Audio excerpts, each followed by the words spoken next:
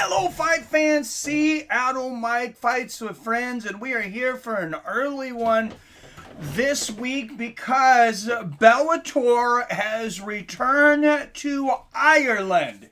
Dublin, Ireland, to be specific. And I'll tell you guys, I am jealous of anybody that is there this week, especially Big John McCarthy and Josh Thompson, who are on the commentating crew. That would be incredibly fun. But also, I want to party with those guys. I want to go to Ireland. I want to, I want to go to Conor McGregor's bar. I want to go to the Jameson Brewery. I want to be with the Irish people and party with the Irish all week. I wish I was there to party all week. So I am jealous of anybody that's able to come to this card. Genuinely. But we do have a great card. I have called Gegard Mousasi one of the most deceptively great fighters of a generation, probably in the history of MMA. This guy does not look fast. He does not look explosive. But it's the kind of movement he sneaks up on you with moves. And all of a sudden you're like, oh, where's Gegard at? Oh, he's got me in an arm bar and the fight's over. And you didn't even realize he was setting it up. He's like a boa constrictor. The guy is ingeniously technical. He's equally good on his feet as on the ground. You can talk to guys that are top of the food chain jiu-jitsu guys that have trained with Gegard, and they'll be like, okay, these moves work on everybody, but they did not work on Gegard. I could not get underhooks on him. I could not do, the different moves that I thought I could do and things. And he's a just top-notch jiu-jitsu guy and still has the skills standing. Maybe one of the most well-rounded MMA fighters of all time. And even though the UFC championship eluded him, the championships that he's gotten over the years are second to maybe only Alistair Overeem. He's been champion of Strikeforce, I believe, multiple weight classes, Dream, multiple weight classes, Bellator. And before that, had an illustrious career in the UFC. Of course, beat many former champions. Had, I believe, a big finishing victory over Tyrone Woodley right before Woodley made his own championship run. Don't forget there for a while, we were talking about Tyrone Woodley as possibly being the greatest welterweight of all time in the future before he went on his big losing streak. Gegard beat him right before that streak. Right before. And they're live on the streets of Dublin outside the 3 Arena. And fans are going absolutely crazy. This is why I want to go party with the Irish. European fans know how to friggin' party. Look at this place. There is not one person seated. There's not one person that is not jumping up and down right now. That's how freaking excited they are. And probably because they drank all the beer in Dublin. But, hey, sounds like fun to me.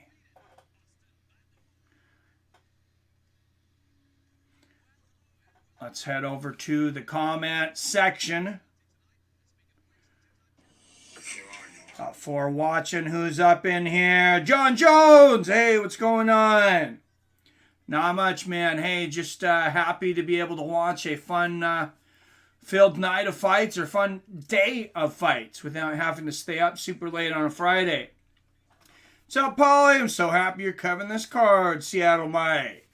I'm happy to be here too. King Mo used wrestling to beat Gegard, and he's an American top team alumni. So I'm hoping Austin Vanderford does the same now that he's at AT&T. Mousasi beat Weidman. That's saying a lot right there. Oh, that's the other one. I was trying to think of another great victory that he had. Yes, the victory over Chris Weidman. I mean, they just saw right there. 6-time MMA world champion. I mean, the accolades of Gegard Mousasi are absolutely insane. What's up, Brock Ellery? How we doing today, Mike and fellow chatters? Hey, I'm doing good. Sun's out in Seattle. It's a good day. That hasn't happened for a little while. And hey, I got plenty of time before I have to work tomorrow. So it's 1 o'clock in the afternoon here, but I think we're going to start drinking some alcoholic beverages. What's everybody drinking? I know some of you, it's morning, you might be drinking coffee. The prelim started at 10 a.m. Here. I'm going to message Mr. Robert Kerrigan. He told me he was already watching this earlier.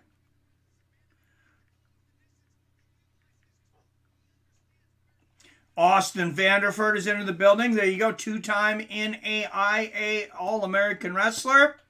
Number 1 contender. And yeah, he is challenging the great Gegard Mousasi tonight.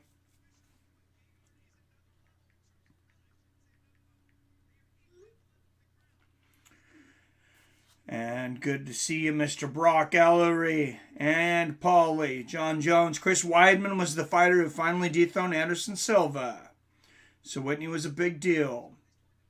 Oh, yeah. Oh, absolutely. And I was a big Anderson Silva fan. I can definitely tell you that night, I mean, I was heartbroken. I was like, man. And I made every excuse for Anderson Silva. Just because, you know, I was an Anderson Silva fan at the time. I thought he was the greatest fighter on the planet. At the time, I thought he was probably the greatest mixed martial artist to ever step inside the octagon. And when he lost that first time, I thought it was a fluke. I thought, oh, he was clowning too much, and Weidman ended up catching him. Well, you know, Weidman beats him decisively the second time, but of course it's that checked leg kick, which still makes people, you know, still made people kind of question. It's like, hey, he still, you know, didn't have the most legit finish over him. But, you know, they were not able to ever get a third fight. Anderson Silva was never able to return to the specimen he was before that first fight. I mean, there were some injuries and aging and different things that, you know, held him back. And then he went over to boxing and ends up kicking butt. What's up, Robert Kerrigan? When are you going to do call-ins again, Seattle Mike? Hey. Fights haven't started. I'm always up for call-ins. Let's do some call-ins. Let's put it up here before the first fight starts.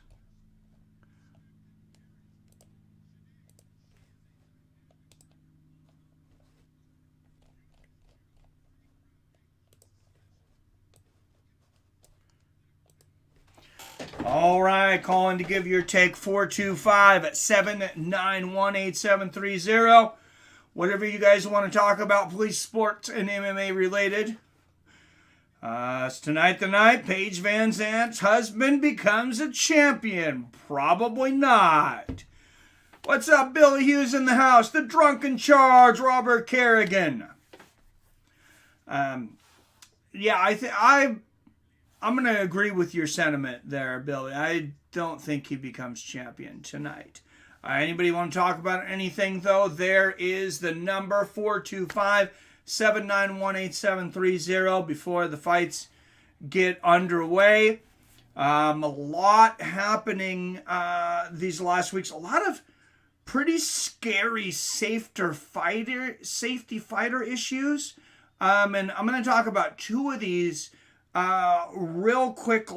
I'm going to bring this up. I have some notes here real quick just so I get all of the names right. So I think it was Andrei Korshkov with the most incredible body kick of all time.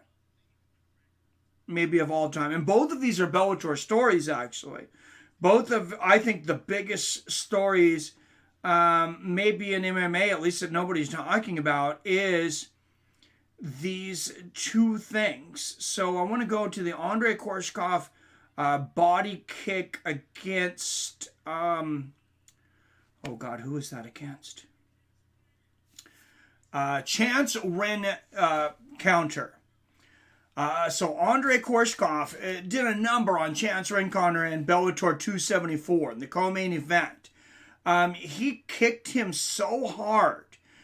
With one kick, Andrei Korshkov broke 5 of Chance Ren counter's ribs and punctured his lung. It was a heel kick to the sternum that ended the fight. And I mean, I think it looks like that kick probably would have ended anybody's night. Jornal Lugo 12-1 combined amateur and pro. That's not usually the way they list a fighter. They usually don't put the amateur and pro, but maybe just because he's had so little fights.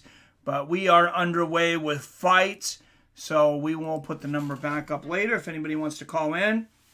But that's a crazy story. And afterwards, how big of a stud is Paul Daly? Paul Daly says, okay, this for sure is my retirement fight. I want to fight Andrei Korshkov. Andrei Korshkov just kicked a dude so hard he punched in his lung, broke all 5 of his ribs. Paul Daly's like, that's the dude I want to fight for my retirement fight. That's a man. If it's a smart man or not, I mean, you could maybe, that's maybe up for dispute. But Billy says, props for Bellator for taking the fights back to UK and Ireland, though. Absolutely. Just in time, Snake. Just in time for the first fight. What's up, Snake Plissken in the house? Are they using the BBC boxing announcer to call the fights tonight? Sounds like him. I'm not sure. Brian Moore, 10 of his 14 wins by knockout or sub, 4 knockouts, 6 subs. We like finishes here on Fights with Friends. We like resounding, convincing finishes. I know I do. And for those of you that were just watching the prelims, over on YouTube, the main card, you can watch along on Showtime. I know they're running some kind of promo over there. I'm not going to have the link for it because they didn't pay me, so screw them. But that's another situation. Once again, guys, good video settings are here to change video resolution from 144 back to 1080p. Thank you, Bill. I almost forget that. All right, Brian Moore, 14-8. Jornal Lugo, his real record, 7-0. Moore is 8 years older at 34. Lugo will have a 3.5-inch reach advantage at 72.5 inches. And it is the 7-0 Jornal Lugo that is ranked. He is the number 9th ranked bantamweight in Bellator. A little bit of odds tonight. We have a lot of mismatches on the odds, including Zabit Magomedsharipov brother fighting tonight.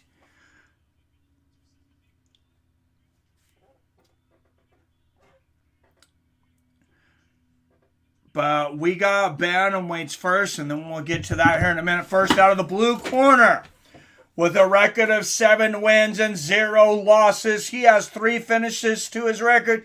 The number 9th ranked bantamweight in Bellator MMA, Jornal Lugo.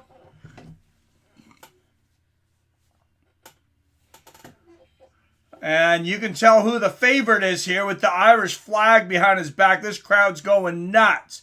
5 first-round finishes, 1 knockout, 4 submissions. He is 14-8 as a professional. Dublin's own Brian Moore.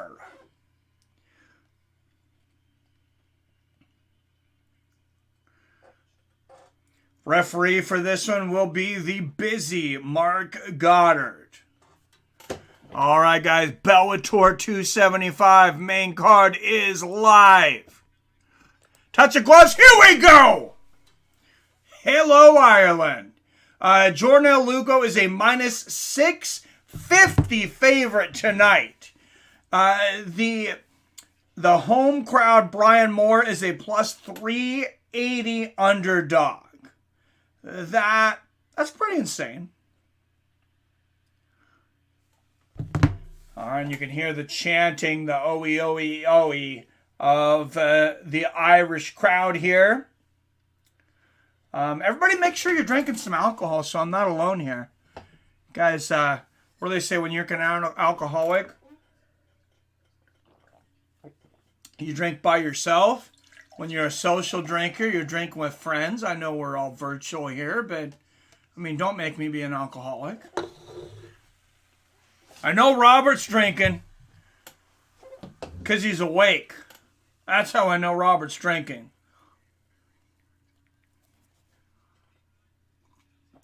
Good double jab there from Lugo. Moore. Lugo falls for a second. Oh, nice uppercut to the body from Lugo. From Moore. Every time Moore lands anything, even comes close to landing, this crowd's going crazy. Good knees to the body there from Jornal Lugo up against the fence.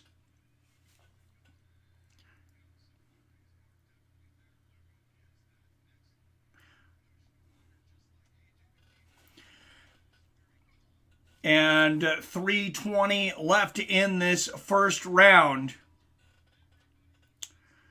Just watching the fans go crazy makes the event so much more exciting. The Irish fans sure do respect MMA and back their fighters. Yeah, I so want to go to an MMA fight in Ireland, or even a great Irish bar. Nice knee to the inside of the body there from Lugo.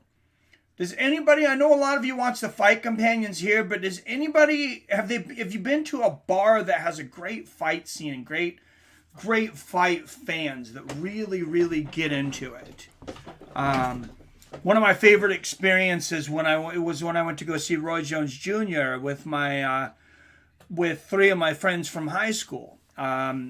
We went, I think I was 25. I think we were all like 25 when we went. And the guy is fighting Clinton Woods from the UK. Their fans travel very well, and there was a bunch of UK guys. We stayed at the hotel across from the Rose Garden, which is where Roy Jones was fighting. And Jornal Lugo, by the way, continuing to fight for this takedown, and Brian Moore continuing to stop him. Not a whole lot of action going on here. But those fans knew how to party. They didn't care we were going for the other fighter. Oh, nice right hook and a knee to the body there from Lugo. That was probably his best shot of the fight so far. But definitely had a lot of fun with those guys. Literally closed the bar of the hotel up with them.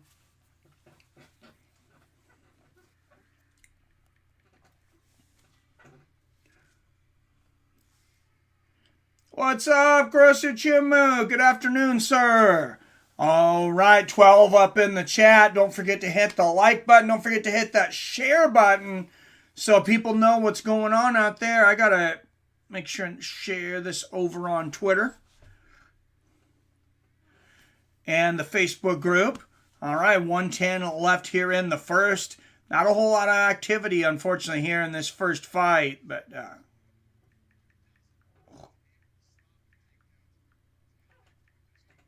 oh, nice body kick there from Lugo. And make no mistake, the favorite Lugo is winning this fight. It just hasn't been super entertaining for me. Good inside leg kick from Lugo. They're saying maybe it was a little low, though. All right, Moore's going to need a second. There's going to be a time, and the crowd here booing. But, of course, he's going to get up to 5 minutes. Let's watch the replay on the kick.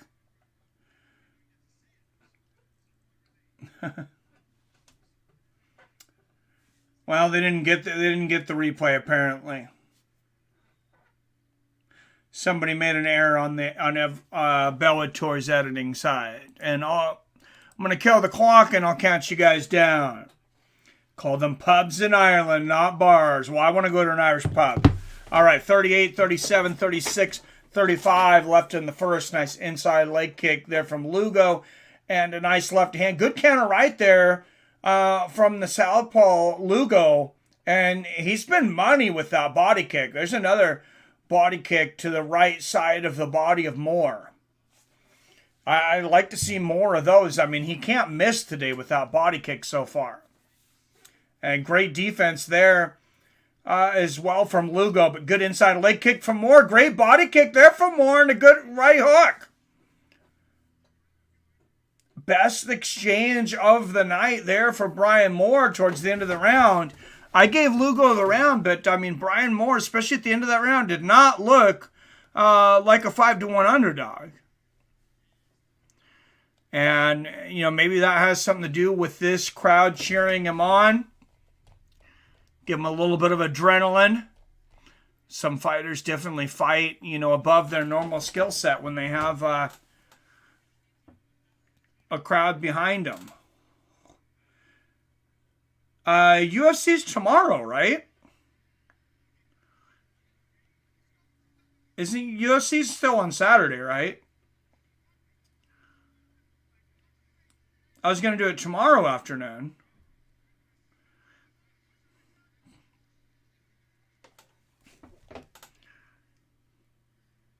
Yeah, it's tomorrow. Main card starts at 1 tomorrow for UFC. So yeah, Makhachev and Green, I will be doing that one.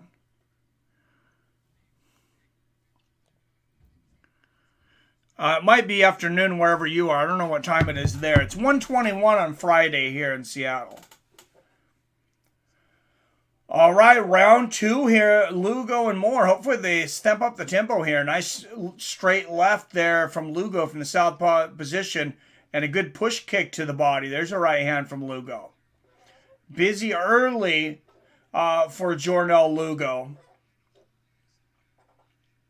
And there you see Big John McCarthy gave Lugo the first round, as I did. Nice counter right there from Lugo, and good elusiveness getting out of the way of these shots from Moore, but nice right hand there from Moore. Knee to the body for Lugo, and he has not been able to get Moore down yet. Lugo is, you know, a pretty good wrestler. He's relied on his wrestling in some of his victories, but he hasn't been able to get Moore down yet. Good knee in the clinch there from Lugo. Tomorrow, 7 p.m. Pacific, you can see Showtime Boxing. So boxing right here on Showtime. Oh, I thought there was a fight night at 3. Oh, no, not for UFC. Portland, Oregon. Oh, yeah, that was fun. The Rose Garden, beautiful venue, too. Oh, nice left hand there from Moore. And, you know, Michael Jordan was there. A lot of us, we kind of thought, we assumed Michael Jordan was probably there from some things we had heard. He didn't show himself because I think he didn't want to outshine Roy. We did have George Foreman walk out in front of us, though, sign some books. I wish you would have known I would have known he was going to be there. I would have had something for him to sign. But nice outside leg kick there from Moore. Oh, big right hand from the underdog, Brian Moore. And there's a left hand from Moore. Much better round so far for Moore. A good knee to the body for Lugo. Brian Moore definitely coming out much more active, even though he's missing a lot of these shots. He's having a hard time getting inside that 3.5-inch reach advantage of Lugo. Nice left for Lugo. He's got the single leg. Can't finish it, though. Good defense there from Moore. But he's making Moore play his game. Moore just wants to stand and bang with him. Good inside leg kick there from Moore. Nice body kick from Lugo. And, I mean, honestly, Moore would prefer that this just be a boxing match.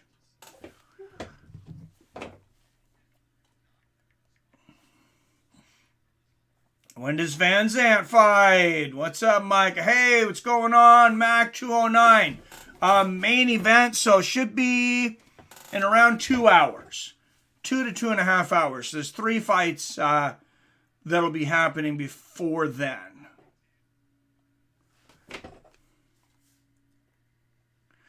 Immediately following this, oh, beautiful right hand from Moore, snaps the head back of Lugo, and the 5-1 underdog Moore, he might be winning this round. This is a close round. But up next, Zabit Magomedsharipov younger brother, Khasan Magomedsharipov. He's 6-0. He'll be taking on tough upset-minded 10-1 Jose Sanchez of Spain.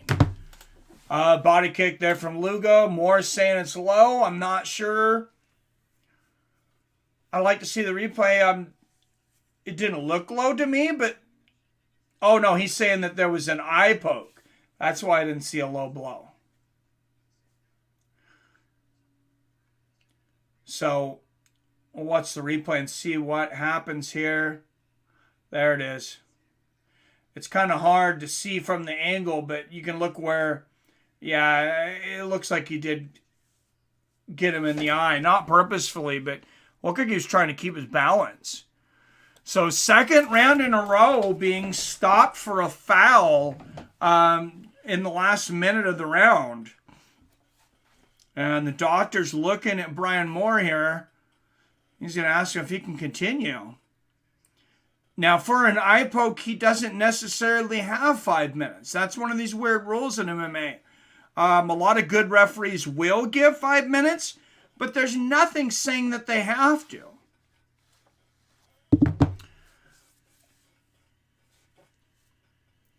And here we go. We will continue. Less than a minute left in the second round, and I killed the time clock.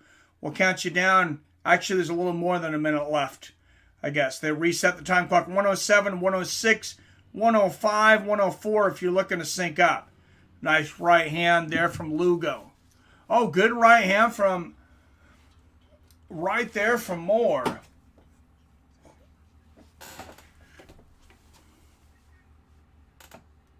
Oh, and there's a nice counter left from Lugo.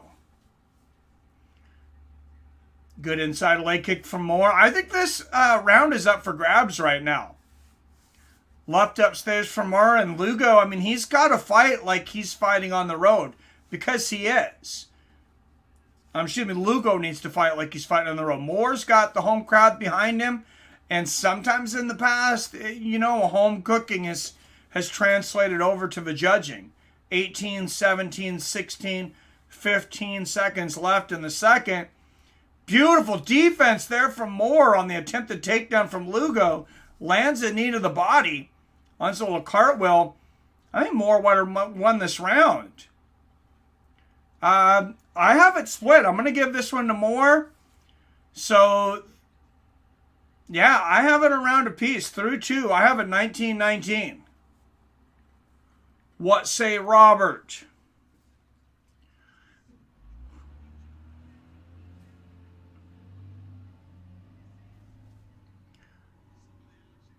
Oh, yeah, Van Zandt's husband is in main event. Yep, against Mousasi. He's going to lose, I believe. He is a good wrestler, but, Mousasi's a stud. In a 5-rounder, I think that's going to make a tough night for Van Zandt. Very few fighters have ever been able to finish Mousasi, which means if you're going to beat him, it's probably going to be by decision. I don't see Van Zandt winning a 25-minute fight with Mousasi. Now, Mousasi might finish him. I just really don't see it happening the other way around.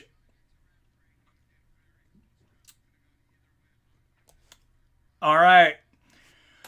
John McCarthy also says he's going to give the round now to Brian Moore. So, it could be 19-19 going into the third. Oh, big right hand from Lugo. Drops Moore at the beginning of the third. And a great body kick to the right side of Moore's body. And there's a nice left hand for Lugo. Lugo going back to orthodox now. He's fought a lot of his fight in southpaw. Looks more comfortable orthodox. Nice left hand. Right hand behind there for Lugo. Great start to the round. And we'll see how much did he just catch more off balance or did he stun him? Counter right there for Lugo.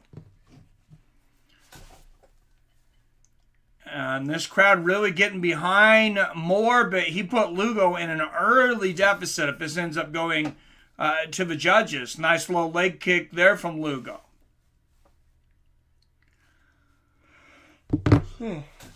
Excuse me, I haven't had my nap yet today after work. Oh, good body kick there from Moore.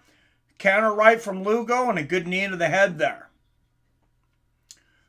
Early afternoon fights here with Fights with Friends. Bellator from Dublin, Ireland. Oh, nice right hand right on the back of the ear there from Lugo.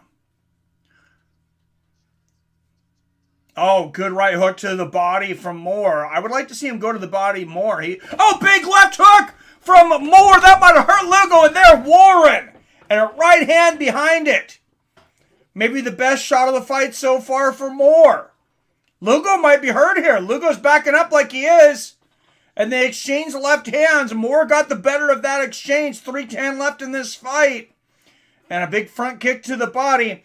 If you got money on Moore right now, I mean, you're starting to get pretty excited on the edge of your seat because you might turn $100 into $350.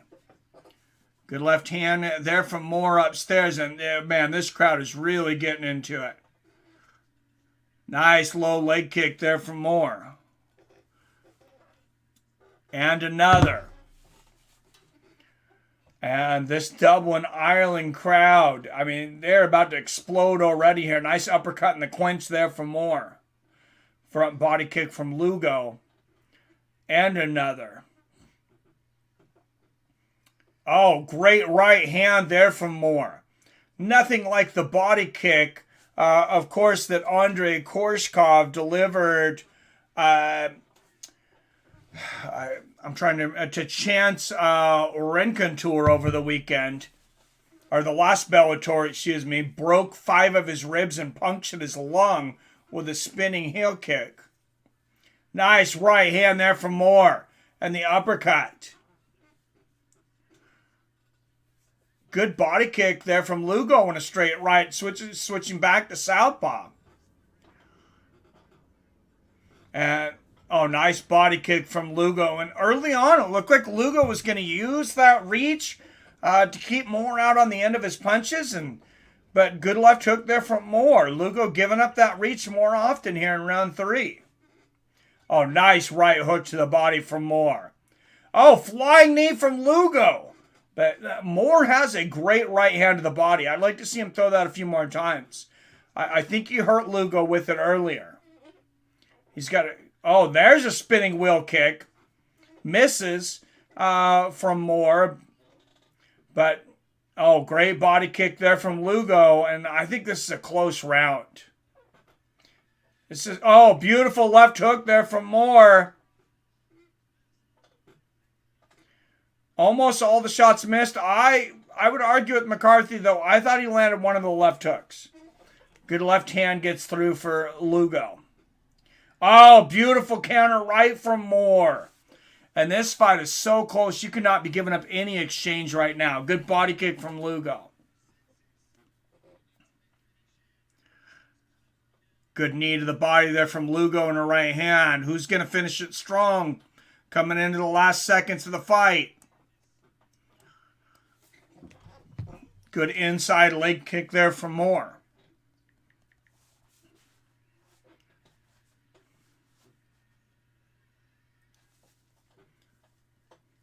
I really would have liked to see Moore wait for Lugo a little more. I think he could have set him up to walk into a right hand.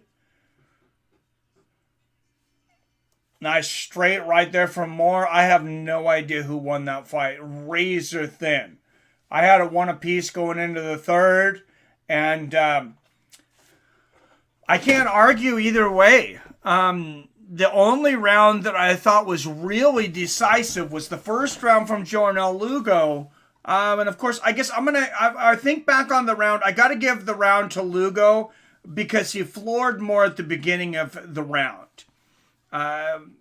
We might have short memories, but I got to go back and give Lugo credit for that. So I have the fight for Jornel Lugo, the favorite, 29-28.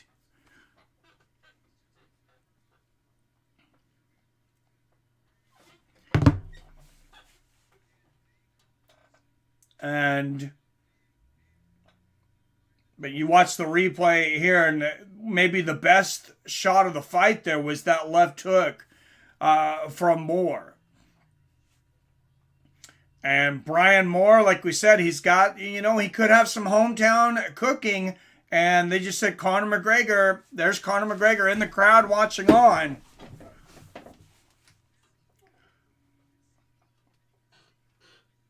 And like I said, I got it for Lugo, but if it's close, I mean, I certainly wouldn't bet on it either way. I'd be super nervous if I'd put money on Lugo, being that you had to put down over $500 to win 100.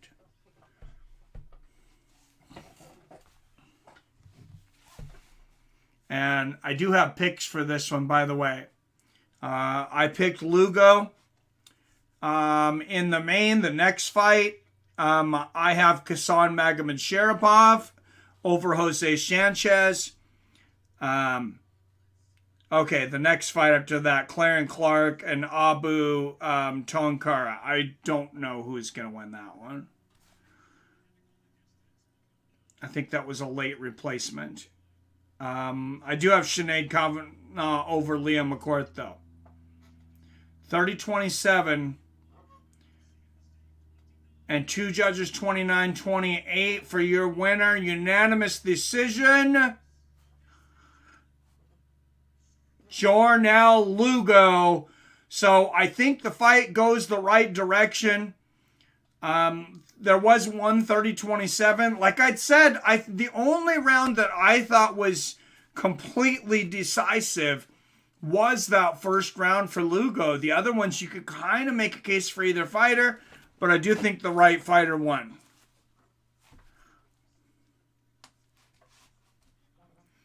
What's the fighter I picked, of course?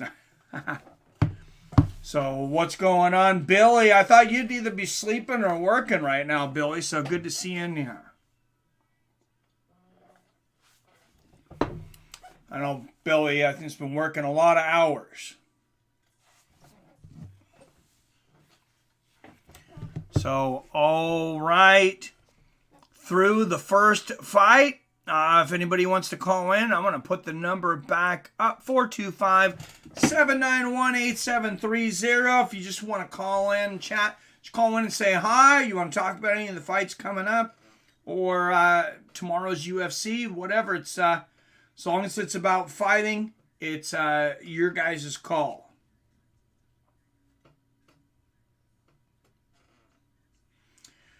So, Zabit Magomedsharipov, we don't know when we'll see him in the cage again, but we will see his brother, and he's fighting next.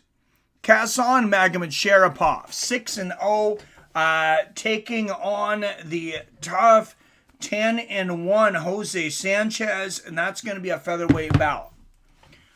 So both brothers at the same weight.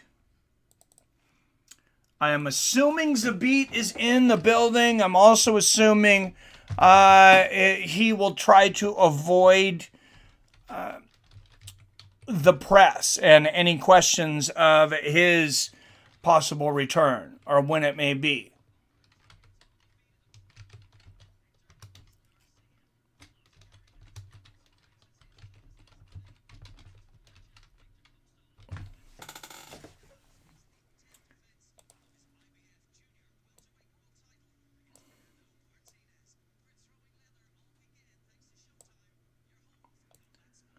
Have to make my font smaller to fit all of Khasan's name on here. But Khasan Magomedsharipov, the younger brother of Zabit, making his way right now. Working all the time and still short on my bills. Never ends, as you know. I hear you, man. It's I don't imagine it's a whole lot different there.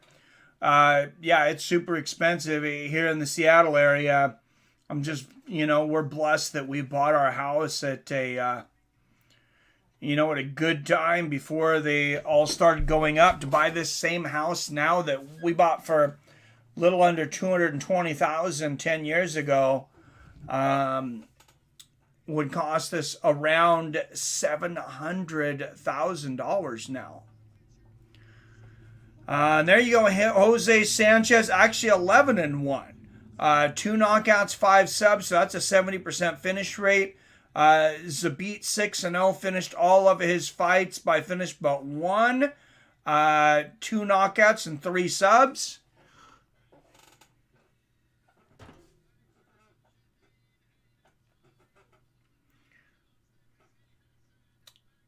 Did I see Khabib? Oh, did you see Khabib's brother by KO or sub? Thoughts, everyone? No, I didn't see the prelims, unfortunately. I was finishing up work and finishing up a few things I needed to do after work to make sure my afternoon was free for this. So I'm going to put the number, call-in number, away again. Here is Jose Sanchez. 7 of his 11 wins by knockout or submission, making his way to the Bellator cage. And Jose Sanchez could really make a name for himself tonight.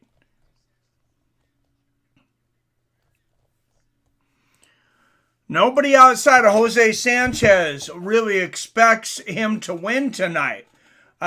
He is a tough guy. Jose Sanchez, what we know about him is he's going to come straight forward and fight. This guy's not mess around. He's going to, possibly get the finish or get finished very quickly tonight. Not a guy that's going to be in a lot of boring fights, though. So, but yeah, that's pretty cool. Khabib's brother's fighting. So his mom said it's okay for his brother to fight, just not Khabib. All right, and here he comes. The brother of Zabit, Khasan Magomedsharipov. Man, he really looks like his brother. That's for sure. I know they're not twin brothers because Khasan is younger. I want to say he's like 24. Odds for this fight. Like I said, Khasan is a huge favorite tonight.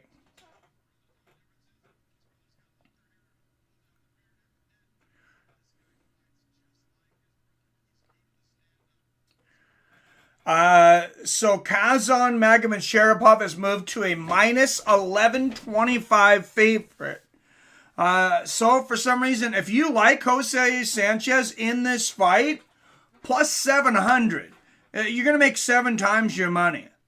That's certainly not an endorsement. I think it's most likely that Khasan will win this, but he is tough. Yeah, wow, Mac, you don't see those odds real often in MMA. Jose Sanchez, 11-1. Magomedsharipov, 6-0. Sanchez, 10 years older. Khasan, 2 inches taller at 5'11". He'll enjoy a 2-inch reach advantage at 71 inches. These fighters fighting in the featherweight 145-pound division. Me too, Billy. Listening while I'm working. Nice. All right. Out of the blue corner. Fighting out of Lanzarote, Canary Islands, Spain. 11 wins against just 1 loss, making his Bellator MMA debut, Jose Sanchez. And out of the red corner, undefeated at 6 wins and 0 losses with 4 first-round finishes. 3 of those by submission, 1 by knockout. Khasan Magomedsharipov. And he gets quite the boo from this Dublin, Ireland crowd. Kevin McDonald will be the referee. Kevin McDonald's sporting a new mustache here. That is quite the mustache. Looks like a bad guy in one of those old spy movies. Like he should be a French guy on a train or something. All right, here we go. All right, Sanchez in the blue gloves, Magomedsharipov, of course, in the red. Low leg kick for Sharapov. Good left hook early from Sanchez and a knee to the thigh. And it's Sanchez that goes for the takedown early. And maybe not the worst, technique early. You don't want to get taken down by a wrestler and you want to put him on his heels. It's like, if your wrestling's good, why not go in there and make him think about your takedowns? Nice little right hand in the clinch there from Sanchez. And beautiful right hook to the body from Sanchez. And Jose Sanchez kind of got to feel like he's not really got much to lose tonight. I mean, kind of seems obvious he's been brought in to make Khasan look good. Nice inside leg kick there from Khasan. Right hand. Oh, beautiful right uppercut from Sanchez. He just tagged Magomedsharipov right on the chin. And Jose Sanchez, a surprise to a lot of people in this first minute. I know he's got good boxing. Like I said, it wasn't an endorsement to bet him, even though he's a 7-1, but definitely a tough fighter. Oh, flying knee for Magomedsharipov. Sanchez catches the leg at the end there, though.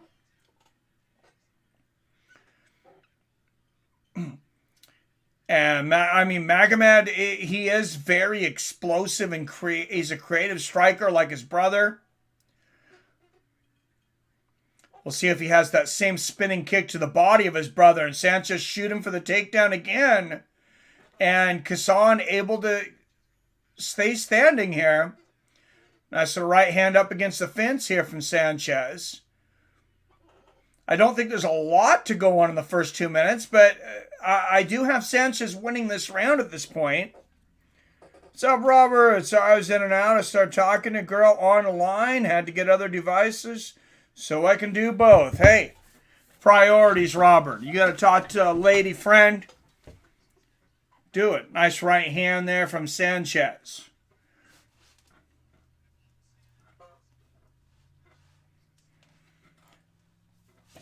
And Sanchez again shooting for this takedown. Now, if you're Jose Sanchez tonight, you want to be a dirty Sanchez. I know you guys have heard that term, but what I'm talking about is you want to push Magomedsharipov up against the fence. A lot of dirty boxing. Nice knee there for Magomedsharipov. If Sanchez wins this fight, it's not necessarily going to be pretty. Nice right hand upstairs there from Sanchez.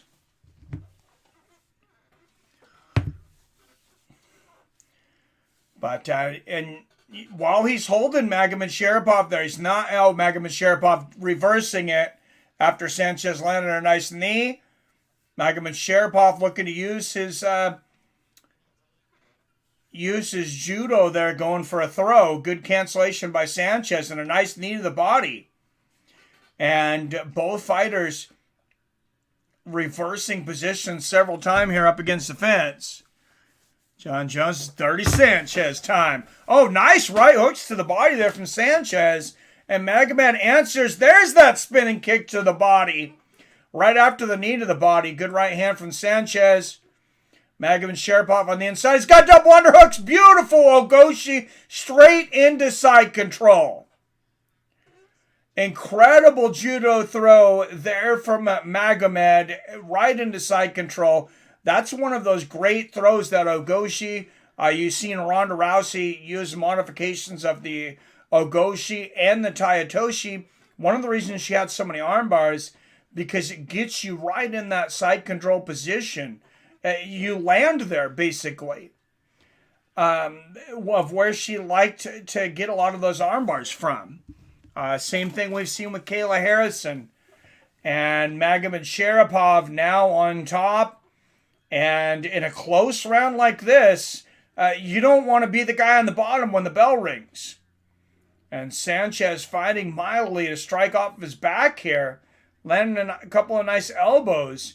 And this is a pretty close round before that takedown. I have a feeling, that might have put the round in the bank for Magomed. Oh shit, this is live? I didn't know. Oh, what do you think about the main fight? What's up, Ahmed Khan? PR in the house. Anyone any free streams to watch the fight? I just know it's on Showtime, man. That's where I'm watching it. PR says I'm at work. The main fight, I think Gegard Mousasi's a stud, and I think he's going to retain his championship. I think Austin will take Gegard down. Probably a few times. Gegard's very good at getting back up. His jiu-jitsu is top level. I think he might finish.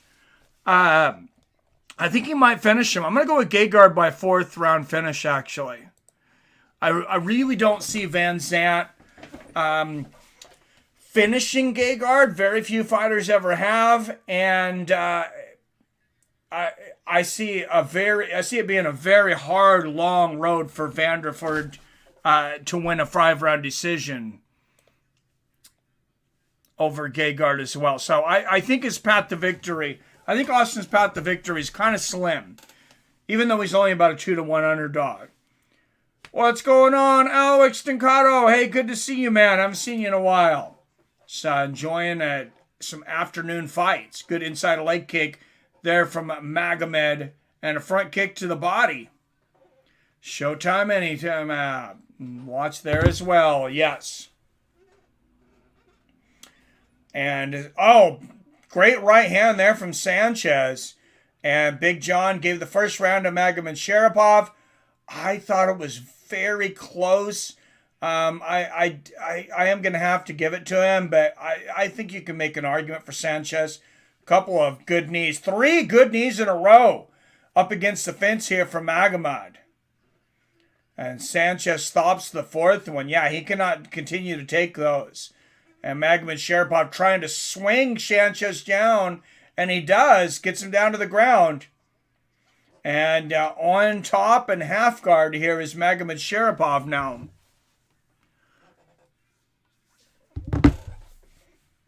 And for those that are just coming in, this is Khasan. If you recognize the name Magomedsharipov, yes, he is the younger brother of Zabit Magomedsharipov. Nice left hands here on the ground and pound from Khasan. Oh, beautiful ground and pound. He's got the back of Sanchez. Sanchez standing up now, but Magomed's still got an arm around the waist. And he's going to try to throw him right back down. Oh, a big cut on, I'm not sure where the blood's coming from. And it looks like maybe there was a clash of heads because I see blood on both men. I also see some blood coming out of the corner of the right eye of Magomedsharipov. Sanchez, it looks like it's coming possibly from his forehead. It's hard to tell from the angle, but Magomedsharipov trying to get hooks on here.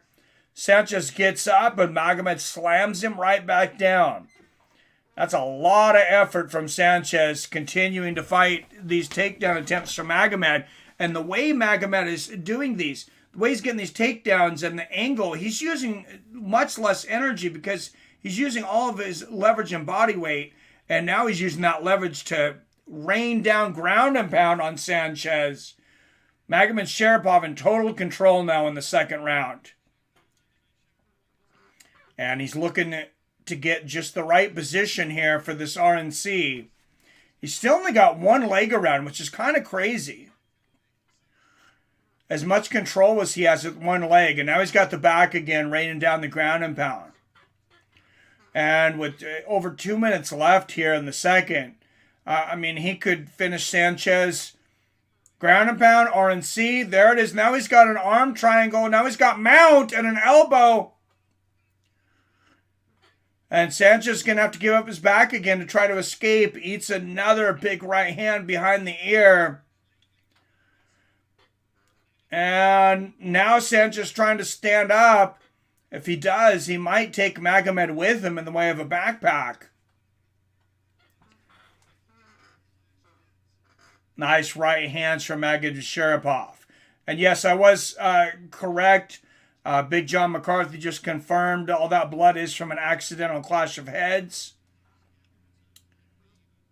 Nice right hands from Magomed. Total control here in the second.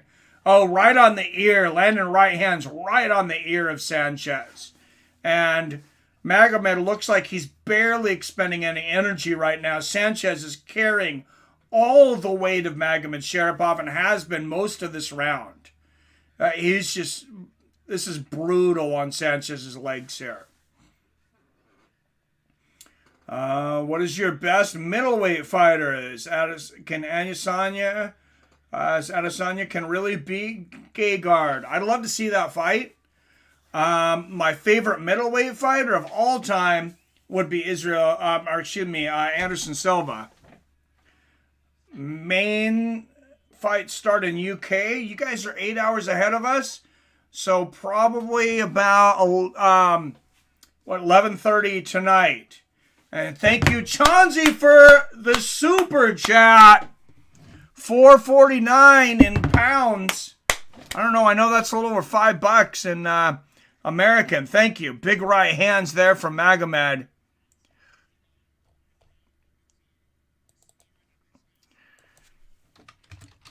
So thank you, Chauncey. And big round from Magomedsharipov. I'm going to give him a 10-8. That was about as dominant a round as you're going to see.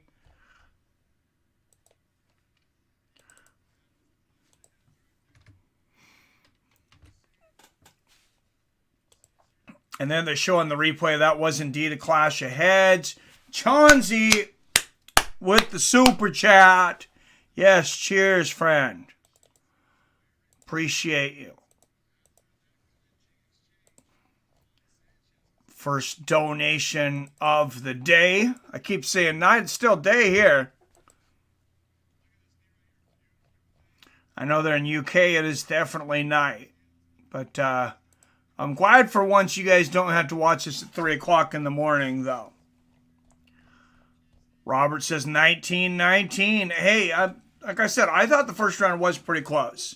But I gave Magomedsharipov 10-8 easily in the second. So I have it 20-17 for Khasan Magomedsharipov. All right. What's up, 7? Lego. Yep, let's go, 7. All right, round 3. And Sanchez almost certainly needs a finish here. Nice little leg kick there from Magomedsharipov. And Big John McCarthy's going to match me. He also called that last round a 10-8 for Khasan. Good knee to the body there from Sanchez. And Khasan Magomedsharipov coming off a dominant second round, hoping to get the finish here in the third. And there's a nice throw there from Magomedsharipov. Both guys battling for the judo throw there. Magomed gets a nice little Ochigari on the inside. And I believe that might be his brother Zabit on the outside giving instructions. Anderson Silva and Gegard gonna be in a boxing match, by the way. Are they seriously? Is that like a signed thing? I think Anderson boxed the shit out of Gegard. But, I mean, I think Gegard's a good boxer for MMA, but Anderson's a good boxer for a boxer. Oh, another great throw there from Magomedsharipov. Nice little Ichimata on the inside. Gets on top. Big left hand from the top. And Magomedsharipov dominating another round here. Sanchez continuing to stay busy. Good to see. The open hand strikes from his back. And Sanchez knows win or lose. Fight hard, fight till the end, make the fight entertaining, and you're likely to get a call back. This is Jose Sanchez's Bellator debut. And, Magomedsharipov in complete control here with 3 minutes left. Oh, big right hand from Magomed. And I'm not sure if Khasan is fighting in Bellator. If he didn't try to get in the UFC, maybe because he'd be in the same weight class as his brother. But I don't know when Zabit's going to fight again, if at all. Didn't even know this was on. Brian and Sarah in the house. Good to see you. Yeah, it's an early one. Early one in Dublin, Ireland. Only thing that would make my day better is if I was sitting with you guys in Ireland drinking a brewski. In that crowd. Nice right hand from the top there from Magomed. I am drinking some alcohol here, though. Getting on my gluten-free beer here. My Bud Light Seltzer. Because I just can't be the... what's the popular douche seltzer that everybody was drinking there for a while? I can't think of what the name of it is now, but nice right hand from the top there from Magomed. Inside control, total control here. I don't think it's another 10-8 round so far, but definitely dominant here for Khasan. White Claw, that's the douche seltzer. I couldn't be that guy. Thank you, Alex. Who was the best fight till now in this card? I didn't watch the prelims, so I don't know.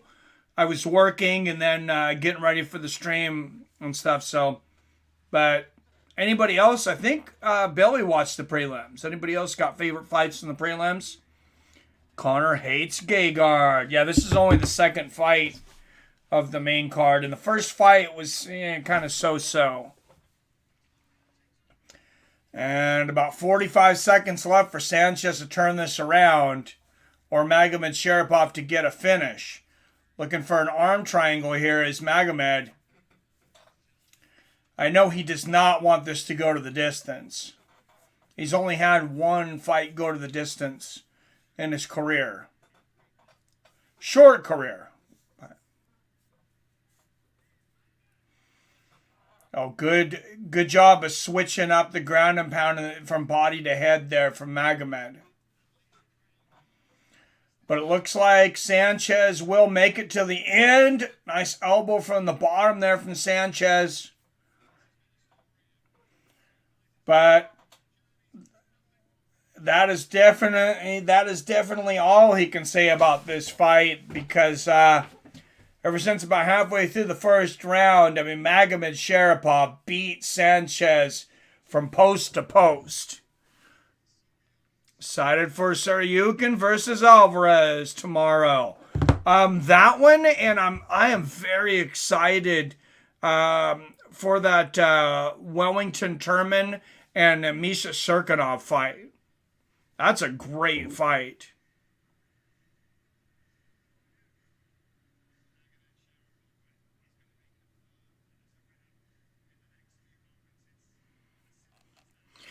All right, and the decision should just be elementary here. You think Bobby Green can take out Islam?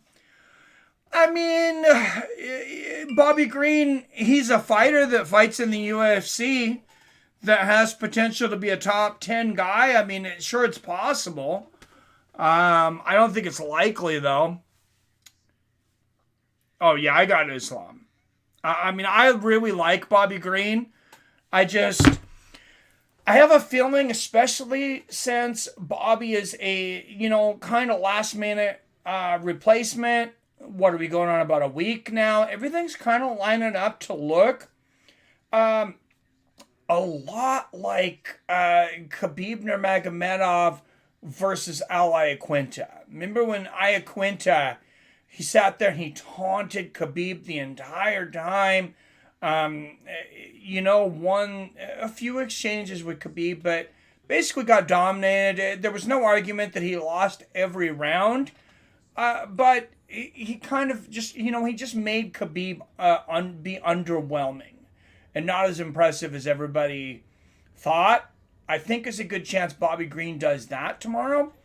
I don't really see a big path to victory for Bobby Green because he's not a wrestler. And even though he's a good boxer, I think he has one finish in his entire career. Bobby Green doesn't have explosive power. Who can beat Gegard in all Bellator? I don't know. Didn't somebody beat him? I thought he lost one in Bellator, but maybe not. All right, official decision. Should be no surprises here. Our fight was awesome. Yeah, it was my bad. Oh, I'm sorry. And Turman and Circa. I'm going to take Wellington Turman, actually.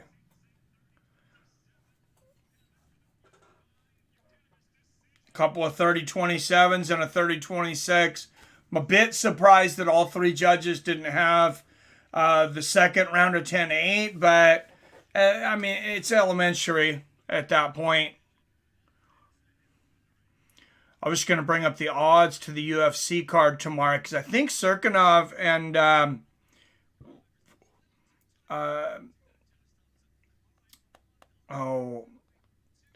Wellington, I think it's a pretty close fight odds-wise. Yeah, it is. Misha Sirkunov is a minus 120 favorite. Wellington Turman is a plus 100. That's the co-main event. Bobby Green's a plus 600 tomorrow. Islam Makhachev, minus 900 favorite. I could see how, you could think that maybe there's some value there in Bobby Green. I just don't really see a path to victory for him, though.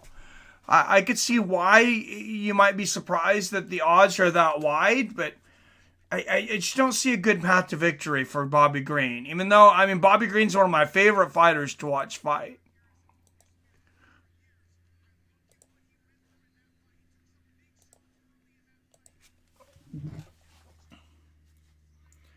Alvarez is a live dog, in my opinion, plus 195. Oh, Joel against Armin Saryukin. Yeah, that should be a good fight. Another one, Armin Petrosian and Gregory Rodriguez. This is a pretty good UFC card tomorrow. Zhang Kim and Priscilla Kachea. Unfortunately, Priscilla Kachea, she's going to be known as the woman, as Priscilla the eye poker for a while. And probably for good reason when she decided to shove her hands into the eye of her opponent to try to avoid a submission. And there's Syrian Clark warming up in the back. Question is, can Bobby Green go the distance versus Islam? I think he probably gets through 3. Then I think Makhachev is going to start to wear him down. We're going to get to see Makhachev's cardio. But I do think he can finish Bobby Green. I have to lean towards... if I was to have to come up with odds, I would say 65% chance that Makhachev beats Green. I don't know what the over-under is for that. Let me see if I can get an over-under. Fight to go the distance, yes, is a plus 250. So if you think the fight's going to go the distance either way, you can get 2.5 times your money. For Makhachev and Green, that's probably not the worst bet. It's around where I put it in odds. Maybe you get a little better. Sirkunov and Turman, odds to go the distance, minus 200, no. I would take that. I would take that bet. I don't think it's going to go the distance, and you're going to get, you're going to have to put up $200 to win 100. I would like to see those odds a little closer, but I really don't see that one going the distance. All right, next fight up. Abu Tunkara making his way down to the cage.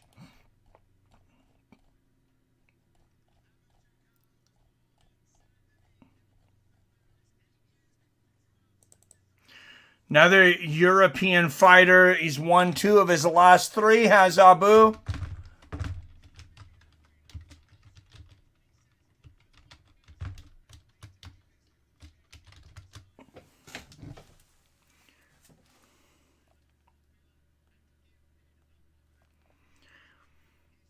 And Abu's gonna have his work cut out for him today against Syrian Clark.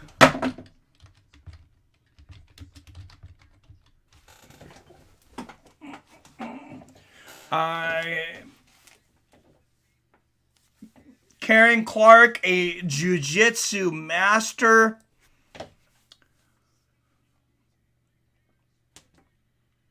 And here comes the Irishman, the favorite here, Karen Clark, making his way to the cage. Trains out of SBG, Ireland. I got Austin tonight. Anyone else?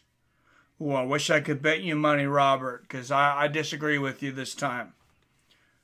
I seen a post from a male saying UFC is aiming to get Chandler versus Ferguson on a card here soon. Hope it's not BS. I'd love to see that bloodbath. No, I've heard the same thing.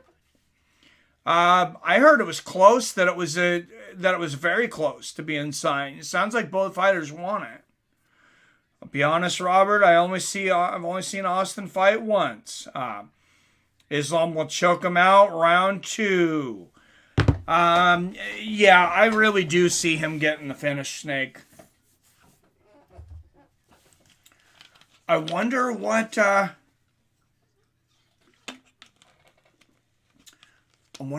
odds are for him to get the finish. All right, here we go. Tail of the tape. Karen Clark, 4-0. Abu Tunkara, 7-2. Abu, 6 years older at 32. And Tunkara will have an 8-inch reach advantage, 74 inches. Wow. You don't see that very often.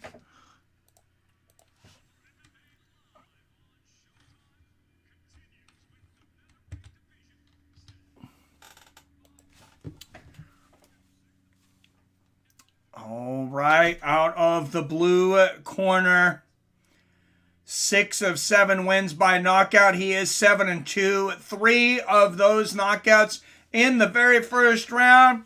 Abu Tunkara. And he is definitely getting a lot of boos.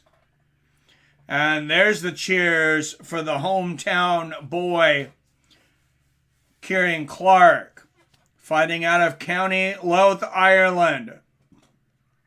4 wins and 0 defeats. Kieran Clark.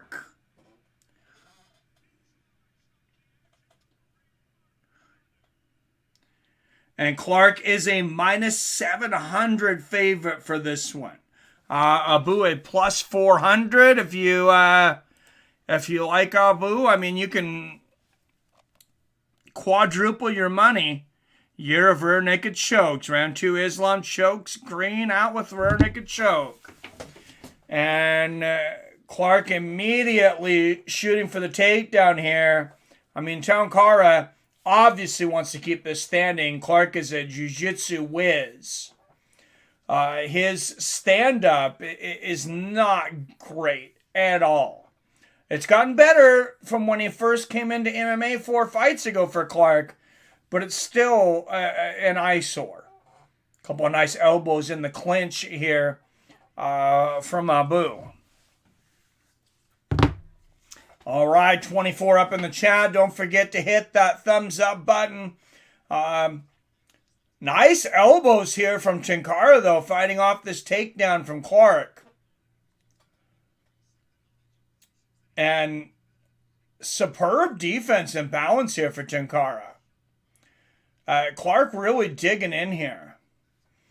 And here's the thing with Clark, the jiu-jitsu master. You know, if he was a judo master, I think he would have this takedown already.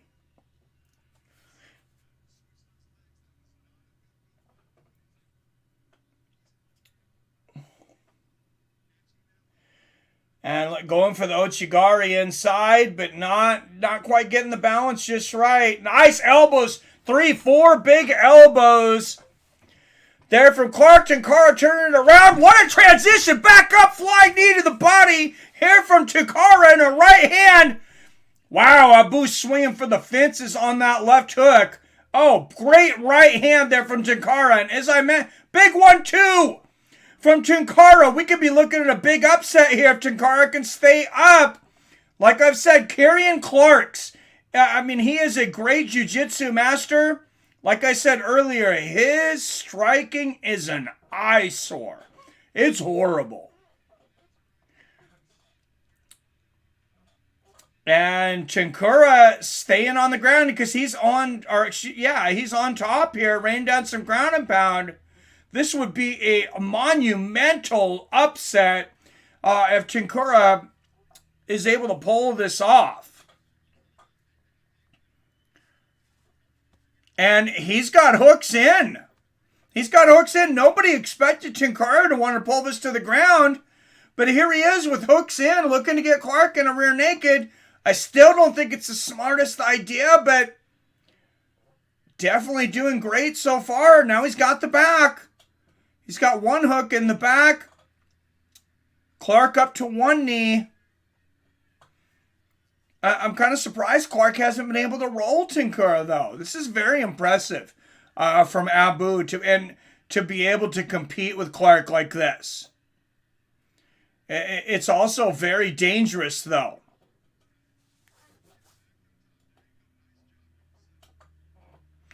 I mean, when you're talking about jiu-jitsu tournaments, you're talking about a very high-level judo player in Clark. Or, excuse me, jiu-jitsu player. Nice elbows here from Tunkara. And Tunkara, I mean, he seems hell-bent on getting the submission to prove a point. And you got to think it might come back to haunt him because now Clark's on top and Tunkara's could be in a lot of trouble here. 1:15 left in the first. And he's got a guy that's maybe as good a jiu-jitsu player in the game as any.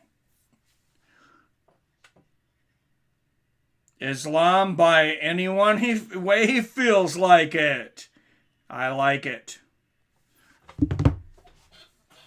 All right, and Clark on top here with about 50 seconds to work. Tunkara doing a good job of defending so far. And, I mean, Clark's definitely won this round at this point. Tunkara. Clark's definitely lost this round. Nice elbows here from Clark.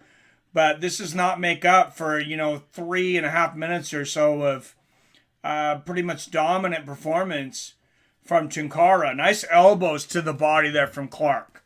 And he had great leverage for those elbows on the ground and pound. I think that's one of the most underutilized weapons in MMA is that elbow to the body in the ground and pound. Question for all of you, and I don't endorse this, but if Bobby pulls a miracle tomorrow, does the UFC give Conor the next lightweight title shot? After Gaethje Oliveira, of course. If he wants it, I believe they do. One of Conor's trainers, it wasn't John Kavanagh, I don't believe. It's another trainer, but said that he believes Conor's too big to make it back down to lightweight. That we won't see Conor at 155 again. Now, if he's genuine in that, it's hard to say coming out of that camp. I mean, they say a lot of things. Snakes is well said, Brian. Yes, I think so too. All right, third and final, round 2 coming up. I gave it to the underdog. I gave that first round to Abu Tunkara. As I said, Karrion Clark's his stand-up is is ridiculously bad. It's uh-oh. Abu Tenkora looks like could have a shoulder injury. Oh no. You can see he is in pain, and it looks like you might even be able to see something poking out here. They might have to stop this.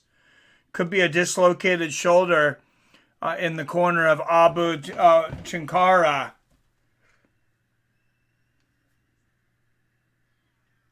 I believe they're going to stop this fight. Tenkara grimacing quite a bit. You don't see him continue fights when you see somebody grimacing like that, and they're going to call a stop to this fight. Very disappointing if you're Abu Tenkara. We'll see if we can figure out where the dislocation came from. Yeah, see, Clark's got his shoulder hyperextended up against the fence. Yeah, you can actually see where the bones popped out. See the bump there if you're watching live? Oh, bad luck there for Abu Tenkara. And it happened towards the end of the round. And that's just why I say, if somebody's got that big of an advantage on the ground, why are you going to go and try and prove a point? Everybody knows Karrion Clark's stand-up is abysmal. I mean, it's literally like Ben Askren level. His stand-up is horrible. But his jiu-jitsu is incredibly top-notch. And even though he didn't get the submission, the position he created popped Abu Tenkara's shoulder out. And if he wouldn't have wanted to stay on the ground, he's probably going into the second round, up around, and having a good chance at winning this fight. Conor screwed at 170. UFC would be pissed, I feel. Oh, I don't think he beats a lot of fighters at 170 either.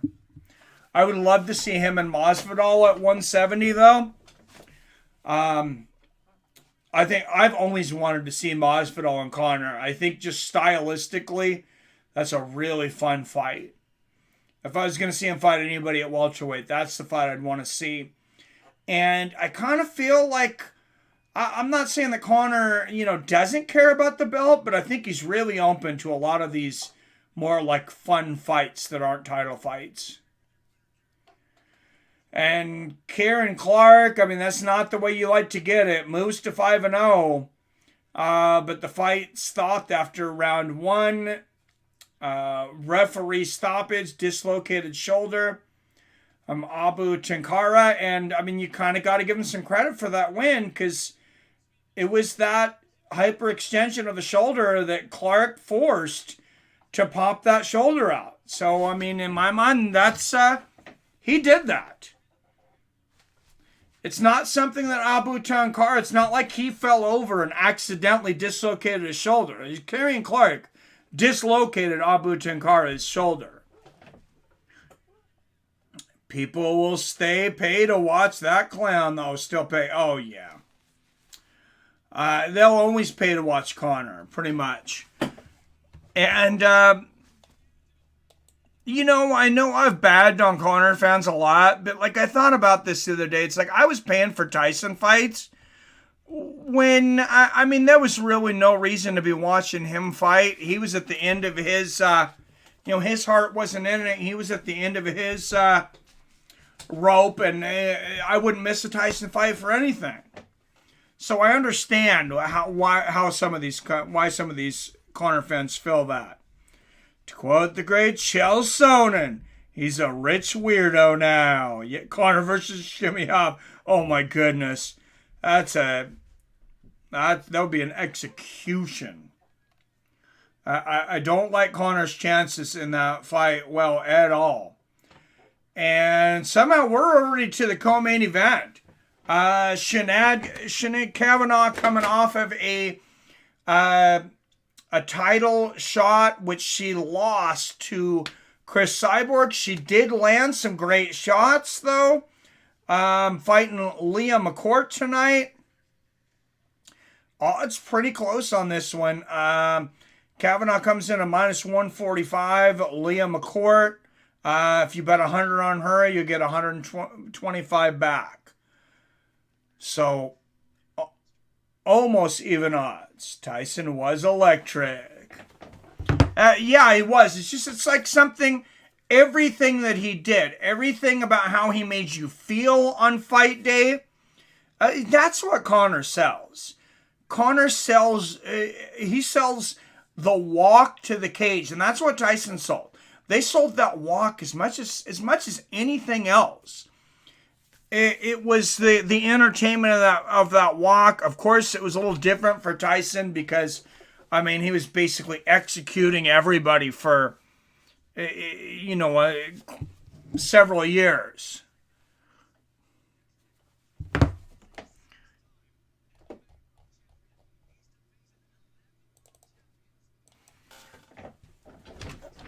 Wow, wins over 11 world champions for that man warming up in the bag, Gegard Mousasi. Of course, he'll be in our main event against number 1 ranked Austin Vanderford, 2-time Alaska State Wrestling Champion.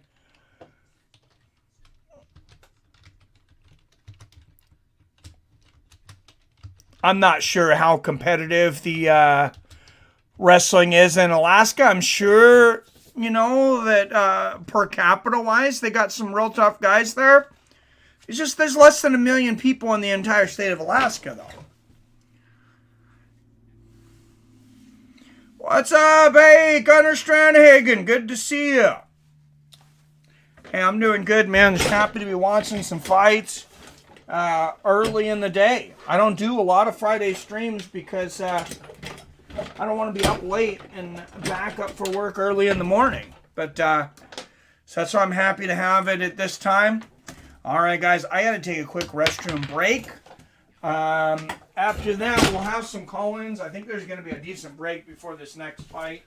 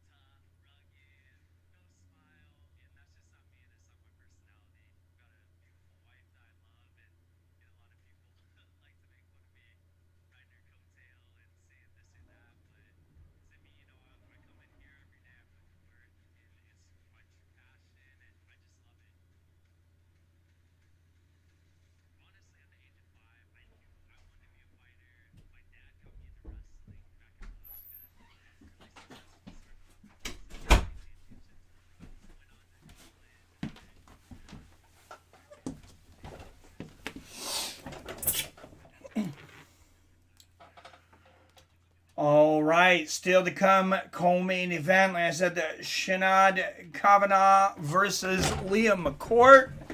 And then, of course, the middleweight championship between Gegard Mousasi and Austin Vanderford. as some would call him, Mr. Van Zandt. I'm sure he would like to get a victory tonight, so people start calling Paige Mrs. Vanderford. Anybody want to call in? Going to put the number back up here. So anything you want to talk about, anything fighting, MMA, maybe the card tomorrow, maybe Bellator cards coming up.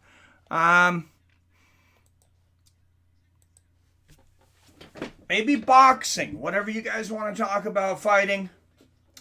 We're up to go. Cheers, Robert.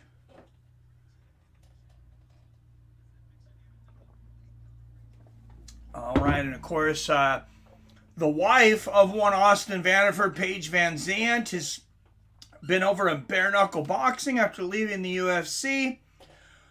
Still winless, 0-2 over there. She could be on the verge of being cut from that sport, but there she is. She is in the locker room of her husband, and here we got a call in.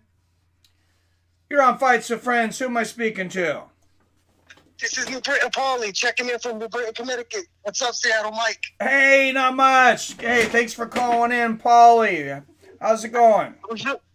Good. I was really hoping you were going to cover this fight today. You know, it was being a little under promoted, I thought. So I'm glad you knew the fight was on, like I'm hoping you were, and you're broadcasting it.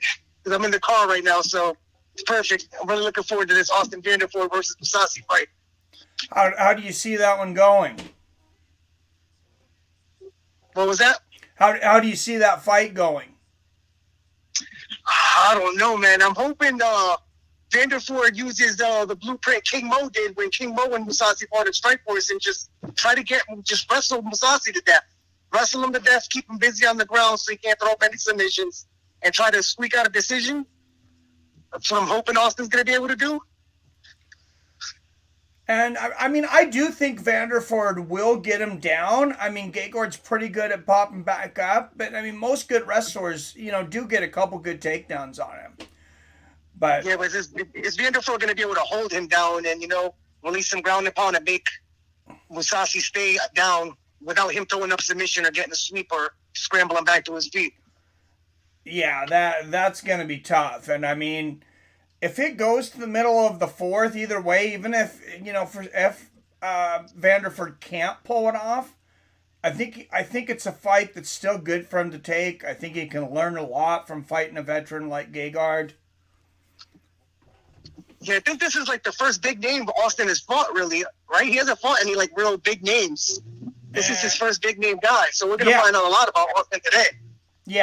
Yeah, no, I agree. Yeah, he definitely hasn't fought anybody, with a name like Mousasi. And Mousasi, he's got some underrated jiu-jitsu, too, for Gegard. And not too many fighters finish him. I think it would have to be a decision if Vanderford got him. Yeah, that's what I was thinking. Maybe wrestle him to death, squeak out a decision. That's the only half of victory I see him doing. I don't see him ground and pounding him. Well, I don't see him lighting him up on his feet either. Yeah. And, Vanderford did move his camp to ATT, and, they got a lot of great guys over there for him to train with. So, at minimum, we're going to see if Austin Vanderford is even championship material. We're going to find out tonight if he's championship material. Oh, I think you're right there. Because I don't think he's going to get smoked. I think if Mousasi does get him, it might be later on.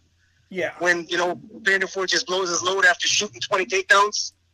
Yeah, and like I said, I think, even though he's the number one contender, which kind of surprised me, maybe it just shows how shallow that division is in Bellator. But, right. I mean, I think a really good showing and a loss, to me, raises the stock of Austin, though. I think unless he gets smoked early, I think only good things can happen through this fight. Yeah, we're going to find out a lot about Austin Vanderford tonight. Yeah, for sure. And I wish he would, go a little more WWE with his promos, and I think he could be a big star, but, he's just being humble and respectful, and he's really not going that route. Yeah, he seems like that kind of guy. I mean, look at his girlfriend. What does he have to prove? He's already got, It's true, and it's kind of like overshadowing him a little bit too. You know, his wife. Yeah, well, she loses one more fight in bare knuckle. He might not have to worry about that too much, but This is true, man. She's on a downslide, man. Yeah. Like I said, it's hard to wake up and hit the pavement at 5 a.m. when you got the big dollars in the bank account, you know? Yeah, I wasn't real surprised she lost the fight to Brenton Hart. I really didn't think she was going to lose to Rachel Ostovich, especially since she'd already had one fight in bare knuckle. I was kind of surprising. I was kind of like, this might not be for you, hon, after that. Yeah, I really felt like they put Rachel in there just so Paige can get some confidence. Yeah. And she beats her. So it's like, whoa, now what do you do with Paige now? Yeah, it's not a good thing. And I mean, I know BKFC, you know, they had a lot of different ways that they had planned on promoting Paige. They gave her a lot of money. Marketable. They gave her a lot of money. Yeah. But at the end of the day, in MMA, you have to win. You have to beat somebody. No matter how marketable you are. Nobody likes a loser at the end of the day, you know? Yeah, exactly. You gotta put her in there to fight somebody. And I watch a lot of her vlogs too, man. And that last loss that Rachel Ostovich really hurt her confidence. She was talking about like quitting altogether, and she wasn't happy with that loss. She should have been. So she loses the next one. Her confidence is going to be, who knows? She might not even fight again. Yeah, I mean, if I was giving her advice after that fight against Ostovich, I would tell her, do not ever fight bare knuckle again. This isn't for you. So what do you think she should do? I don't think like MMA, what do you think she should do? Just be all done with combat sports? Well, she could go over to Bellator. I think she still beats some women over there in Bellator. Her husband's already over there. EFL might be better for her. Might be, but, you know, you talked about the entertainment part of this.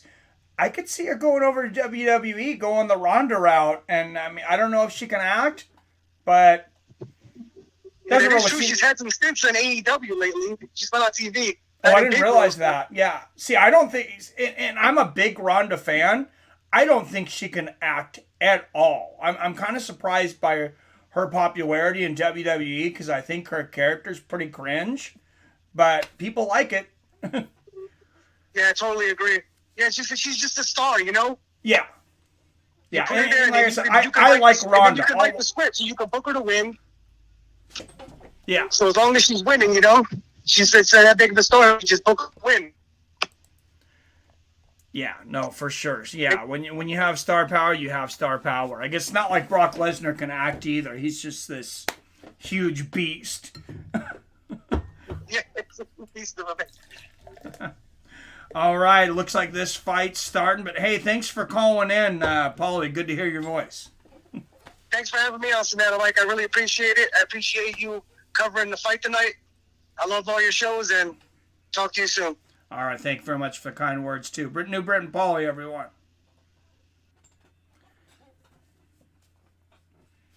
Yep, New Britain in the house. All right, like I said, pretty even odds.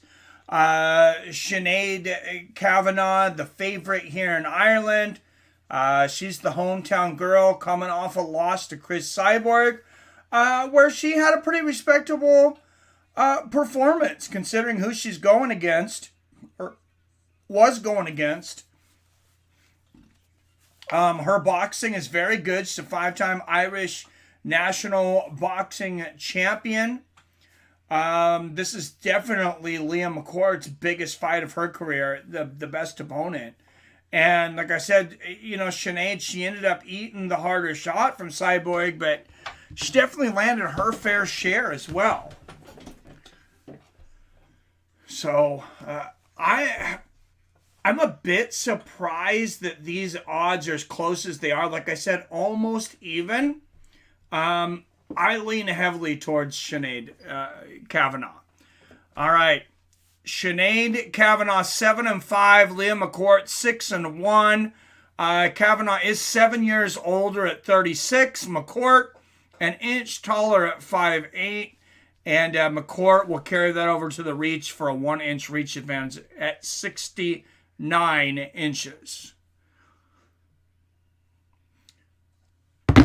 All right, 29, that's around your prime. 36, generally heading towards that downslide. So we'll see if Leah can catch Kavanagh on the other side of this, of her career.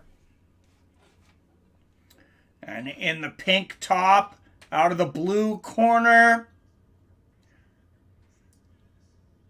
6-1 with 3 finishes, 2 by way of submission, 1 knockout. The number 4th ranked women's featherweight in Bellator, Leah McCourt.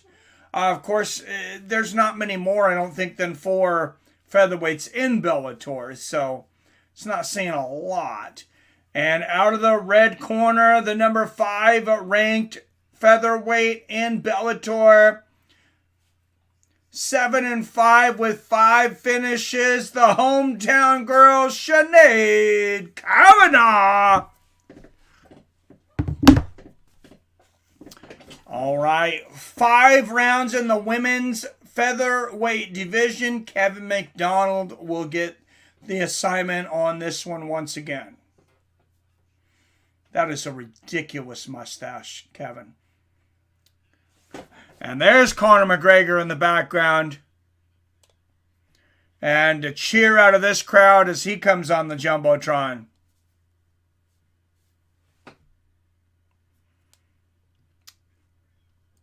Sinead Kavanagh, Leah McCourt. Here we go.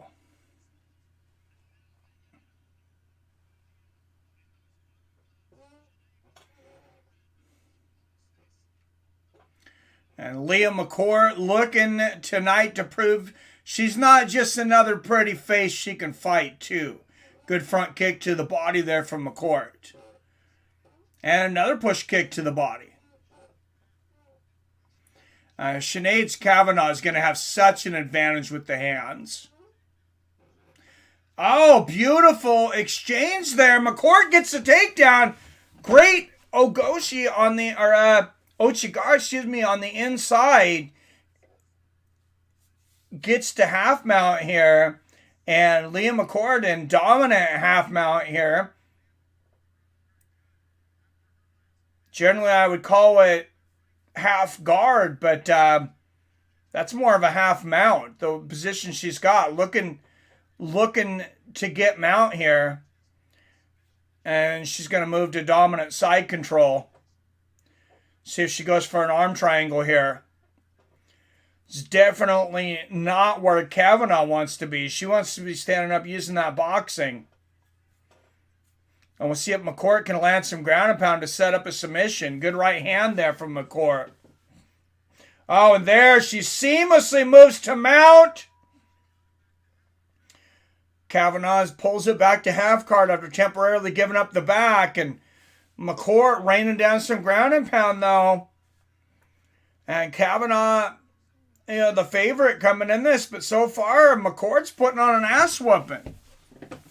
You got to wonder if Sinead Kavanagh is feeling a little bit of a title shot hangover. We've seen that from fighters in the past. They get to the title shot and they come in with a lack of motivation. Oh, a couple of big shots from the top here from McCourt. And we also don't now have how Kavanagh is going to respond to fighting in front of this big hometown crowd. That's a lot of pressure for a lot of people. Great hammer fist to the rib cage and elbows to the rib cage here from McCourt. I was talking about how underutilized that I think that elbow to the body is and the ground and pound is, and Leah McCourt doing her doing her part to make that position popular, that move popular.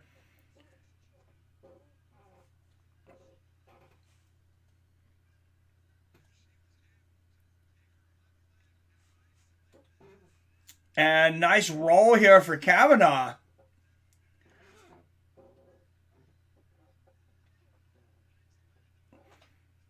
Elbows from the bottom here from Kavanagh, but McCourt, a great sweep from McCourt on top, or Kavanagh. Kavanagh, she's going for a key lock. Kavanagh might have it here.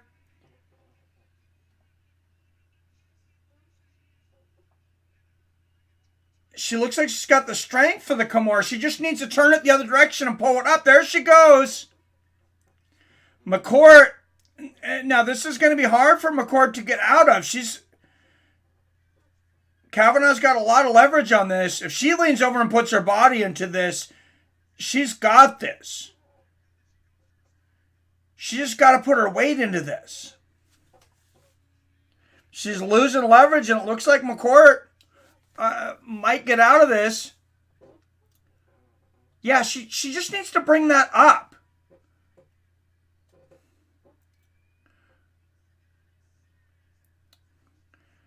And McCourt doing a good job to wall walk here to try to get out of this. Kavanagh really yanking on this. Now, she might switch to an arm scissor here and try to change this to an arm bar. And McCourt's out. I think Kavanagh could have had that. Just a lack of technique there. I think she could have finished that. A nice uppercut and a right hand from Kavanagh as McCourt gets up, though. Great shots there from Kavanagh.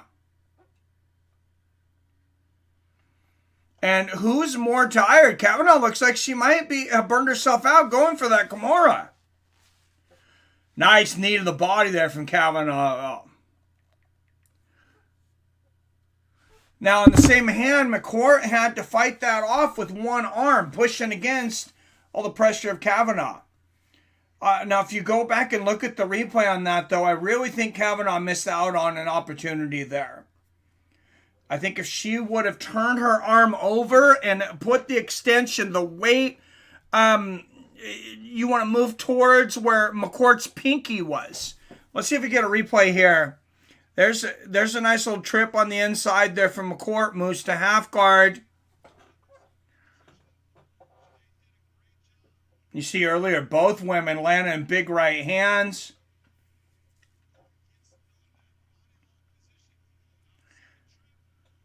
It was a great throw for Leah. But she spent a lot of time on her back and a lot of time defending the Kimura attempt of Kavanagh.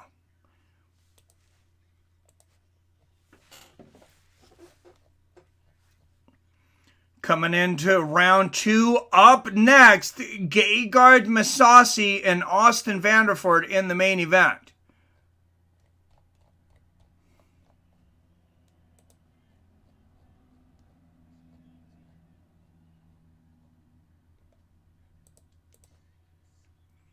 And here we go, round 2. All right, 21 up in here. Don't forget to hit that thumbs up button. If you're not subscribed, if you can't chat, it's because you have to be subscribed for a minute to chat. So just take care of that real quick. I won't even tell anybody you weren't subscribed. Nice straight right there from Kavanagh.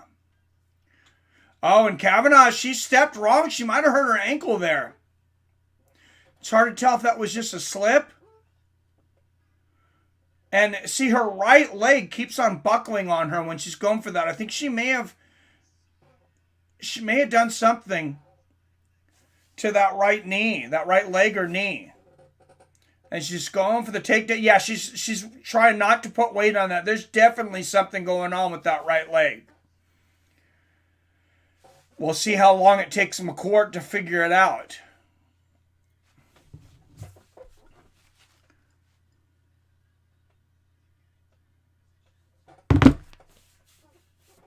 And we'll see if McCourt decides to take it down again. I mean, if she realized the injury on the leg, I think she would try to make Kavanagh chase her a little bit.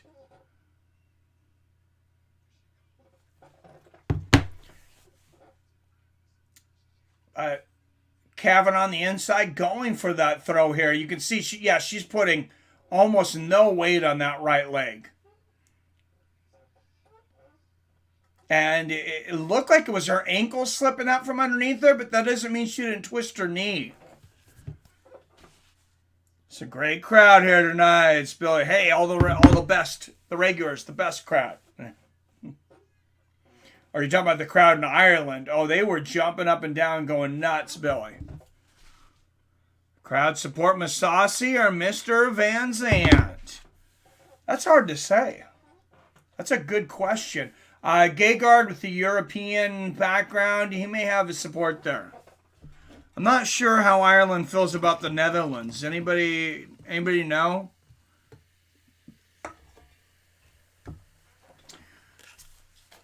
All right, McCourt fighting this takedown attempt here from Kavanagh.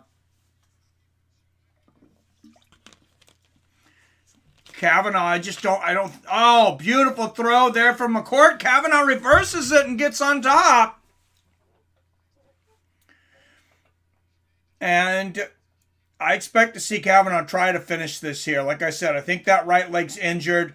I think she's going to want to try to finish this on the ground here. Because, yeah, she's not putting weight on that right hand. See how she's slipping it off to the side, putting a little weight on the toes. That could be a really bad injury on that right leg. See, she tried to swing McCourt one way, ended up getting McCourt to go the other way. I'm not sure she could have swung her back, though. I don't think she could have put that much weight on her leg. I think they would cheer for the underdog. Could be. It could be. Depend on how the fight's going.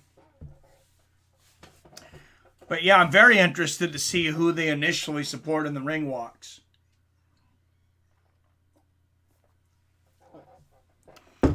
And Kavanagh seemingly up around. I gave her the first round, on top. You don't really want to be Liam McCourt on the bottom eating these shots to the body right now.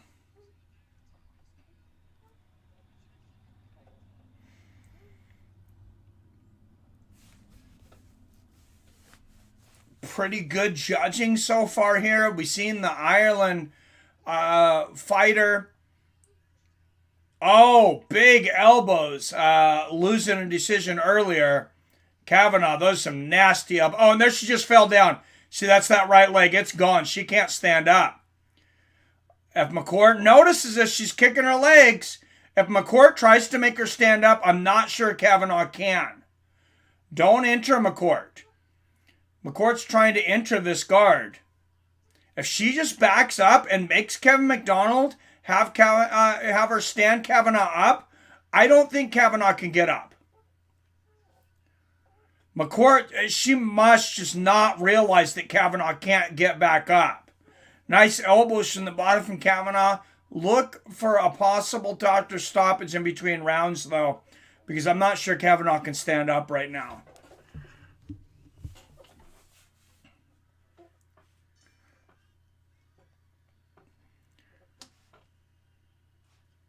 So let's watch the right leg. You can see how it's going wonky. They just took the camera off of it. But she is definitely limping.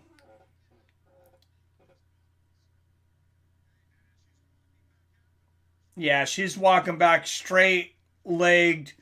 That's at least a meniscus tear. Yeah. I don't think that's an ACL from the way she fell. I've had a meniscus tear. That definitely looks like an MCL. Which should heal eventually without surgery, but it's going to make walking really tough for a little while. Oh, man. Depending on how bad a meniscus tear is, I mean, you can walk a little bit on it. They are going to let her continue. It looks like they're going to let her continue. If you're McCourt, immediate leg kick. And there's Connor standing up there in the crowd. All right, McCourt down 2018. I have Kavanagh winning this fight. But she almost fell just trying to walk here. Kevin McDonald might have no choice but to stop this fight. McCourt immediately going for the leg kicks. She knows now. There's another leg kick from McCourt. And there's another kick. She's kicking that left leg. It's the right leg that's hurt, but if she could make it too hard to stand on the left. And look at now Kavanagh changing stances to southpaw.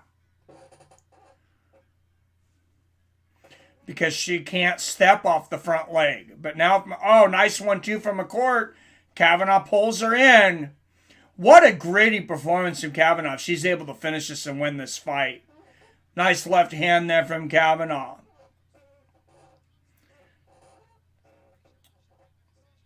I mean, she's got an obvious bad leg tear. Like I said, an MCL tear probably at minimum.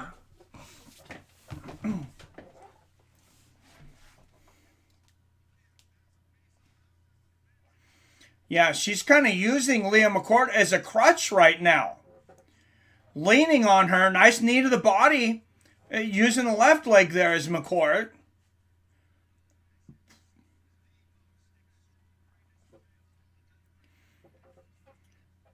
And nice uppercut to the body there from Kavanagh. And I mean, if you didn't think Kavanagh was tough before this fight, wow. Great throw there from McCourt. McCourt on top. But she's most likely down 2-0. So McCourt, she needs a finish, or at least a 10-8 for a draw.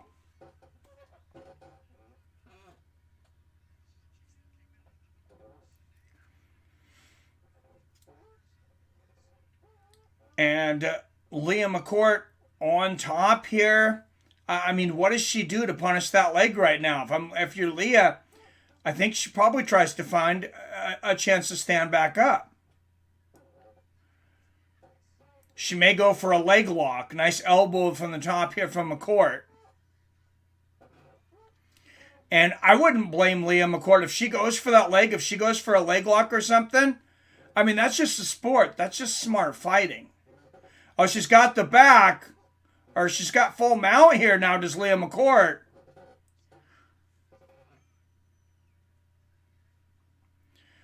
Oh, nice ground and pound here for Leah McCourt. And see, it's making it harder for Kavanagh to bridge, too. Everything becomes harder with that right meniscus torn. I'm not sure it's a right meniscus. That's just my gut feeling. But definitely an injured, badly injured right leg.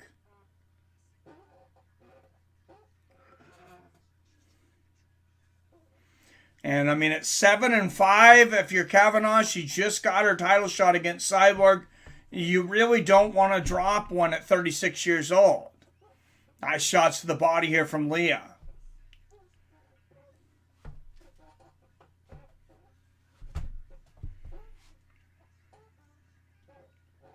And Kavanagh, I mean, she's got a guillotine position here. Basically, she's just trying to hold McCourt in a position to not get finished. And hope she's got a 2-0 lead.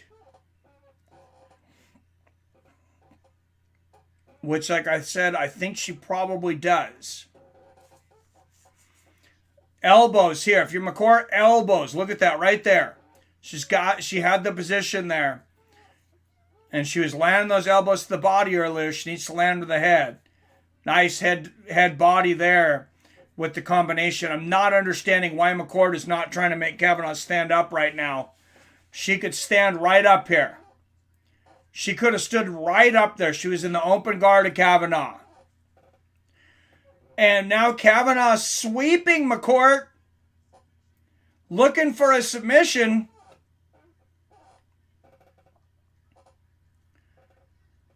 And McCourt grabbing the leg now. That's the other leg, though. That's the left leg. Ground and pound coming down from Kavanagh. What a gaudy performance. Hammer fists and shots. I mean, maybe a low IQ plan from Leah McCourt knowing her opponent was injured. But, I mean, that does not take away from the heart of Kavanagh. And elbows from the top. Wow. Sinead Kavanagh earned that win. Wow. I think she lost the third round. I think she won the first two. I have it 29-28 for Sinead Kavanagh. And like I said, probably an MCL tear at minimum.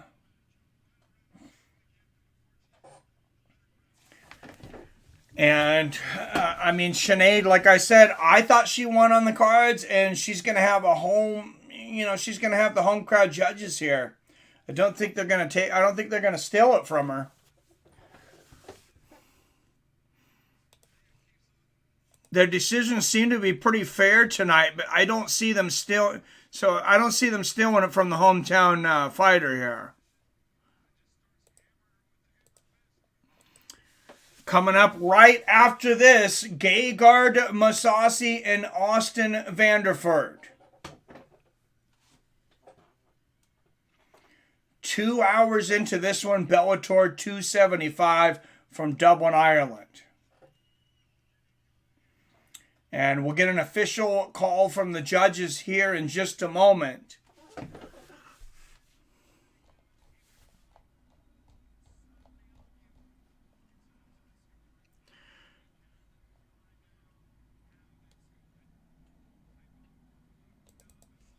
I just really don't see giving Leah the first or second round. All right, here's the official decision, co-main event.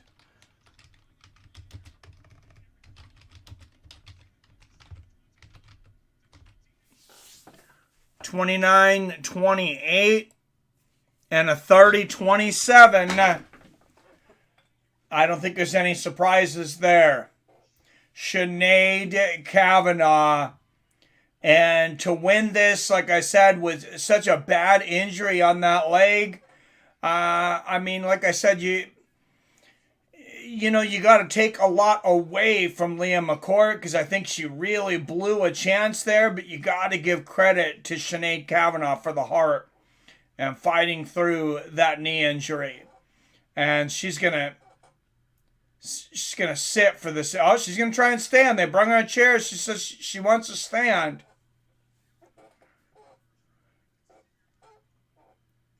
And John McCarthy just said, you got hurt in the first round. We see your leg buckle. To fight through 2 rounds with an injured knee, I mean, extremely impressive here.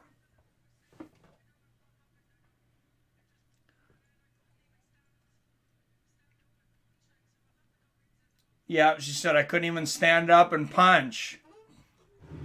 And she won a dogfight. She's a much better grappler than I thought she was. I thought she was just a boxer.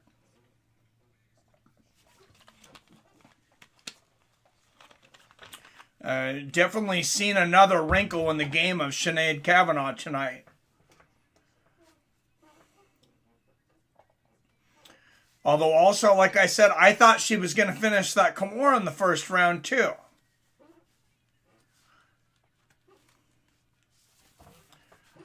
But the hometown girl, the Irish woman, Sinead Kavanagh, making this crowd happy here in Dublin. And up next, the Bellator middleweight title is on the line. Former Strikeforce, Dream FC. Several other promotions, I can't think of them. For Gegard Mousasi, of course, several great wins in the UFC. He is the Bellator middleweight champion, taking on number 1 contender and husband of Paige Van Zandt, Austin Vanderford.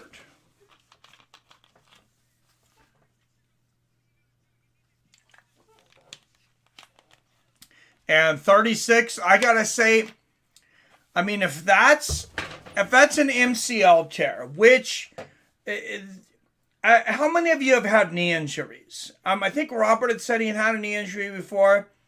But if you've had them, especially falling forward, I really feel like that's probably a meniscus. And Conor McGregor holding up Kavanagh, carrying her with one of the trainers. Definitely going to be popular there, being carried from Conor McGregor.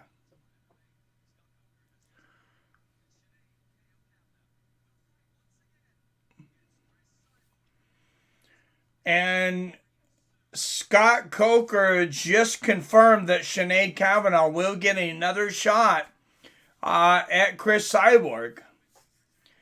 Like I said, I really do feel that's an MCL, but to get in fighting shape, to be able to fight, I feel like, you could be ready to fight. She could be ready to fight in 6 months. But I don't think she's going to be doing a whole lot of training on that knee for 3. So 3 months of recovery, minimum. Probably preferably 4, and then you're looking at getting straight into a training camp. More optimal, probably 7-8 months for Kavanagh. I would say definitely a meniscus tear. Yeah, that's what I thought, especially the way falling forward.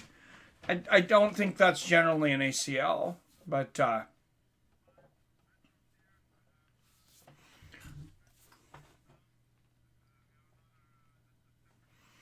yeah, I had I'll say it on here. I don't think anybody's gonna.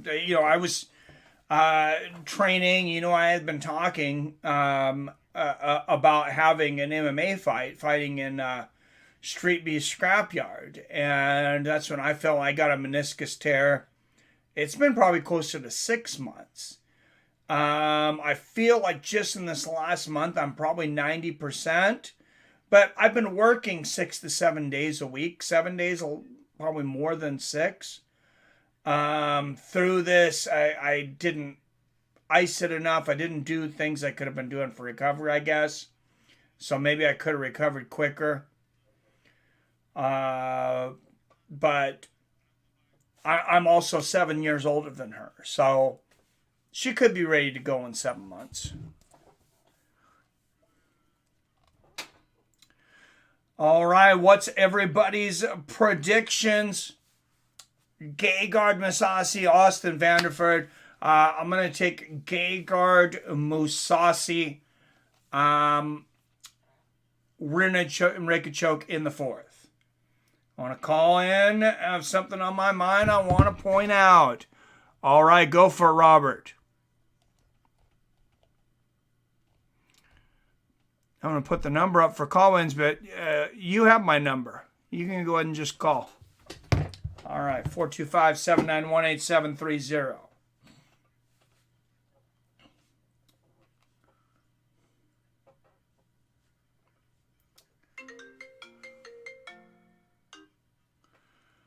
All right, the drunken charge, Robert Kerrigan on the mic. How you doing, my friend? I'm doing all right. Let me turn down my volume real quick. All right.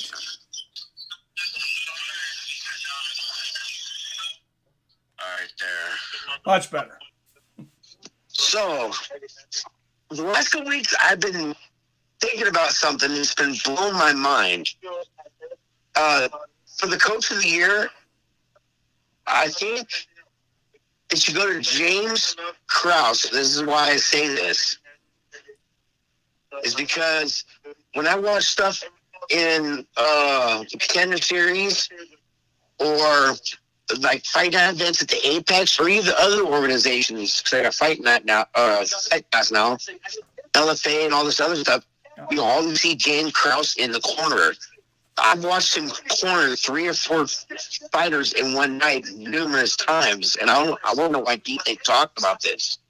I think he's creating the next generation of fighters. He's had more fighters from his gym recently come out of the Contender Series and join the UFC than any other fighter.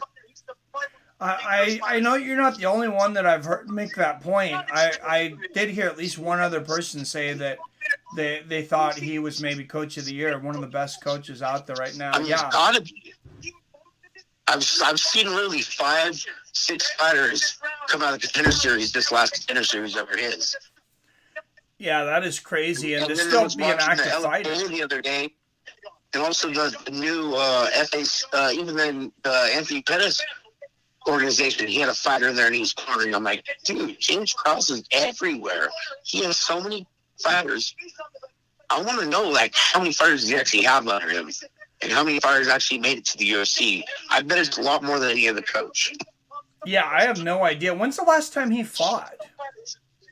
Oh, dude, it's been a while. I'd have to say like 2017, maybe 2018. Has it been that long? I'd have to look that up. So I didn't think It's been a while.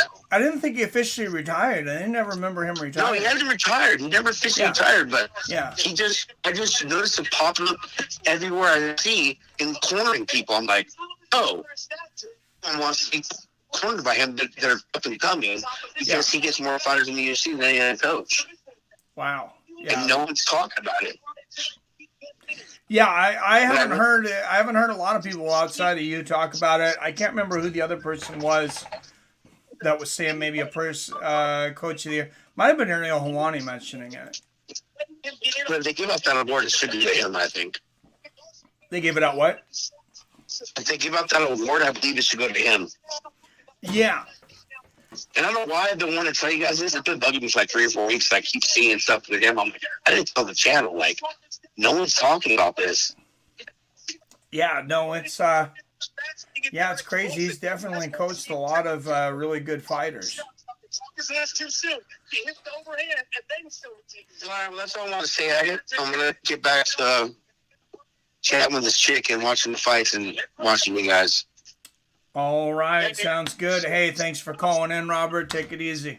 All right, no problem, guys. Bye. All right, everybody. That was the Drunken Charge, Robert Kerrigan. And it is coming up to the main event here. We probably have time for one more call-in if someone wants to call in. Otherwise, we'll just cruise right into the main event. Real quick, gotta shout out to some of our sponsors. Voyager. Guys, it's either the best time in 2 years to buy into crypto or I'm going to light my money on fire. It's one of those two things because crypto, it was down so much and it's rebounding in the last 36 hours. It is significantly rebounding. But until 36 hours ago, you had a 12 to 20% decrease in all crypto within about a week. There were some pretty scary prices out there, and I just keep buying. I keep buying. Every day I buy crypto. My wife's like, what's this from Voyager? More charges from Voyager? I'm like, honey, just trust me. I'm not going to bounce the bank account. But just trust me. Every time I see a price on one of the 6 coins, actually I got 3. I'm counting them now. 6, 9. I'm actually diversified between 10, but I have bigger stakes in 6 of them. But like I said, every chance I get to buy crypto right now, I'm buying it literally every day, 3-4 times a day. I'm watching the prices. Okay, what's the 24-hour low on Ethereum? Even if I'm throwing 10 or 20 bucks at something at a time, $10 is the minimum buy. I'm just continuously buying. Guys, great time to get $25 in Bitcoin because it's under $40,000 right now. It was almost $70,000 earlier this year. So if you want to join in that, you do have to deposit $100 to get it, but you're going to get $25 in free Bitcoin. Guys, I'm telling you, I think 6 months from now, great chance that $25 is worth $50, and that $100 you put in there is worth $2, and anything else you put in there. I'm not a financial advisor. There's no guarantees, but I don't know of a better place to buy crypto than through Voyager.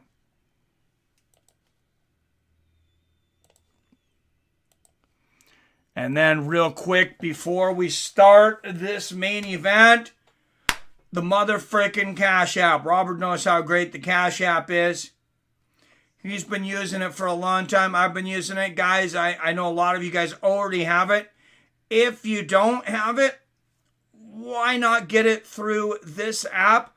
Why not get it through my link? You're going to get $5, Fights with Friends. We're going to get $5. We don't currently, I have to say it right now, I don't currently have the setup with them anymore for the $5 for Wounded Warriors. So I'm going to have to figure out why that is. Because I definitely want to be sending money their way too. But guys, if you're looking to stack crypto on that, they have boosts. And you can get money back every time you're buying things that you're already buying. You can get Bitcoin back. So go to McDonald's and get lunch. They're going to give you Bitcoin.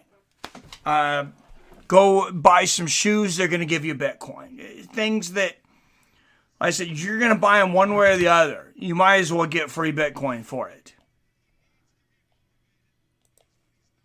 That's just the boost I use. There's other percentages off. There's other things if you're not into crypto. But that's my thing. Two-time Bellator middleweight champion Gegard Mousasi making his way to the Bellator cage. And, I mean, what a historic career Gegard Mousasi's had over the years.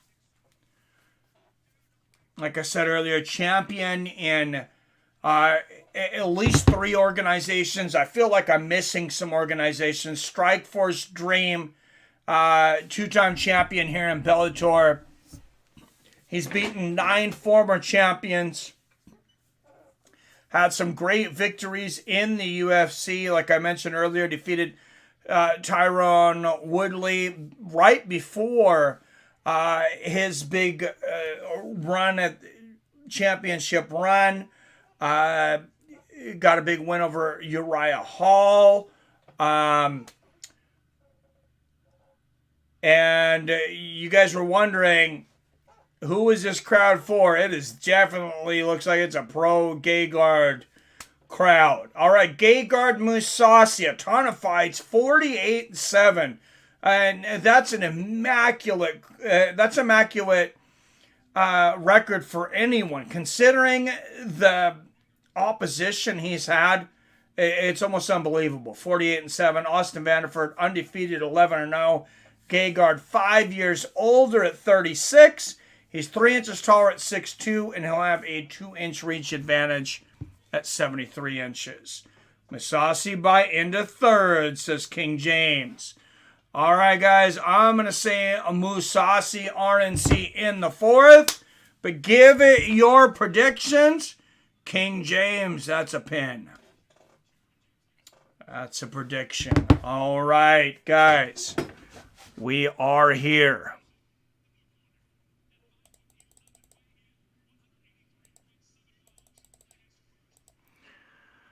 All right. Booze for Austin Vanderford. Real quick, shout out to the premium members. Greg Brimstone, Melton Theron Nelson, PBR Street Gang, RK Chaos, Billy Hughes, the Time Bender, the Drunken Charge, Robert Kerrigan, Brock Ellery, John Coffey, Phil D187, Chef Johnson, Yippee Kaye, Thrice Gray, and King Brown. Thank you all so much for donating to this channel monthly. Out of the blue corner at 11-0, we just missed him, Austin Vanderford. And now with notable wins over Douglas Lima, Lyota Machida, Rory McDonald, Dan Henderson, Vitor Belfort, Chris Weidman, Mark Hunt, and Rafael Calverjo. He is the former Strikeforce World Champion, the former Dream World Champion, and the 2-time and reigning defending Bellator middleweight champion, Gegard Mousasi.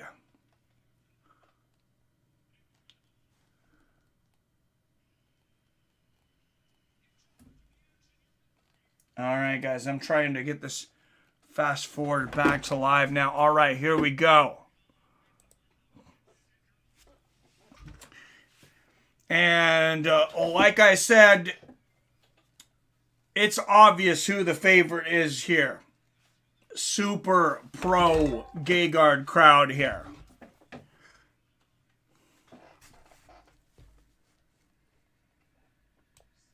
All right, the challenger Austin Vanderford, the champion.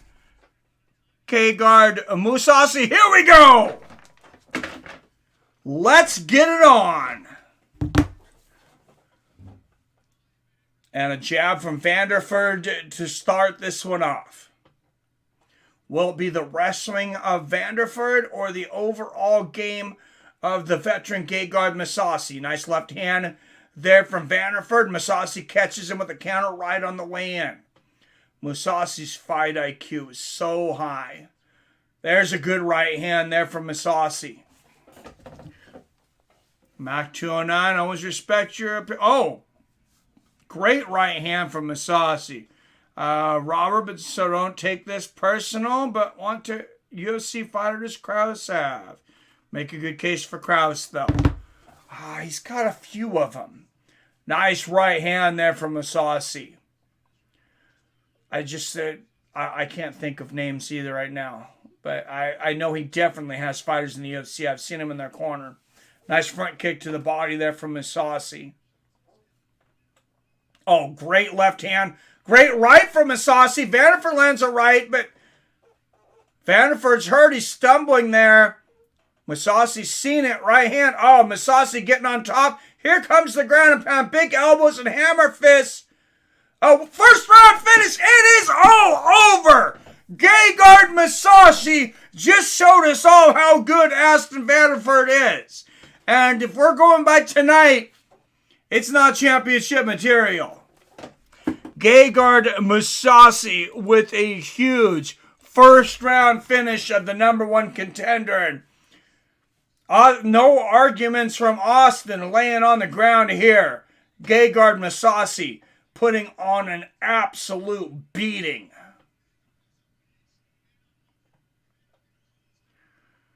Wow. And Gegard Mousasi, the unassuming, like John said, he doesn't look like the toughest guy a lot of times in the cage. He doesn't even look like the toughest guy.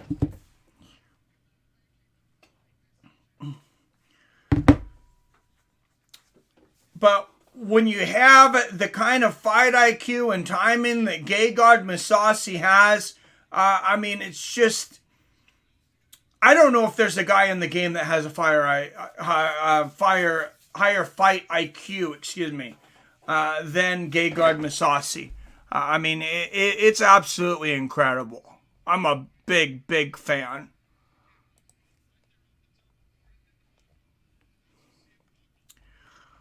All right, guys, that was a much quicker ending to this event than I expected. It's only 3:22. See if you guys got some energy left. Let's see if we can get some call-ins here. Maybe some predictions for tomorrow. We'll do a UFC a preview for tomorrow's card. But if you want to call in, 425-791-8730. And King James said Mousasi by end of third. I said Mousasi in the fourth. But it was Mousasi that said Mousasi in the first. And I don't know if Austin Vanderford got lost in the moment or exactly what happened there.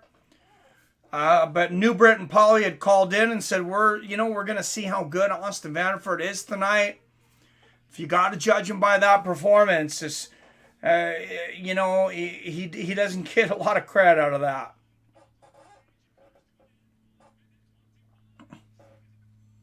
One minute, 25 seconds, and still champion Gegard Mousasi.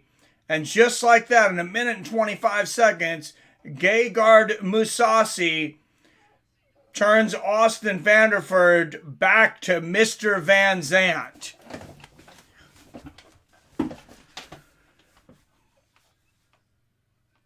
And Gegard on the mic.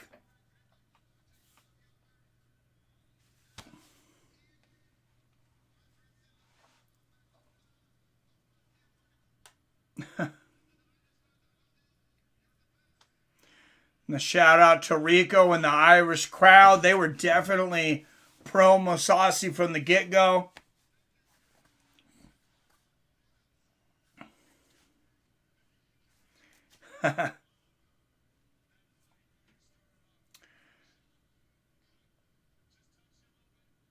And John says, you starting off, you got hit with the shot? Gegard said no.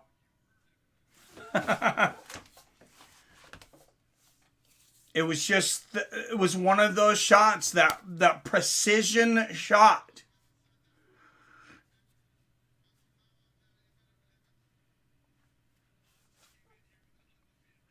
When you can land a shot exactly where you want, I mean, you can kind of do what you want a lot of the times.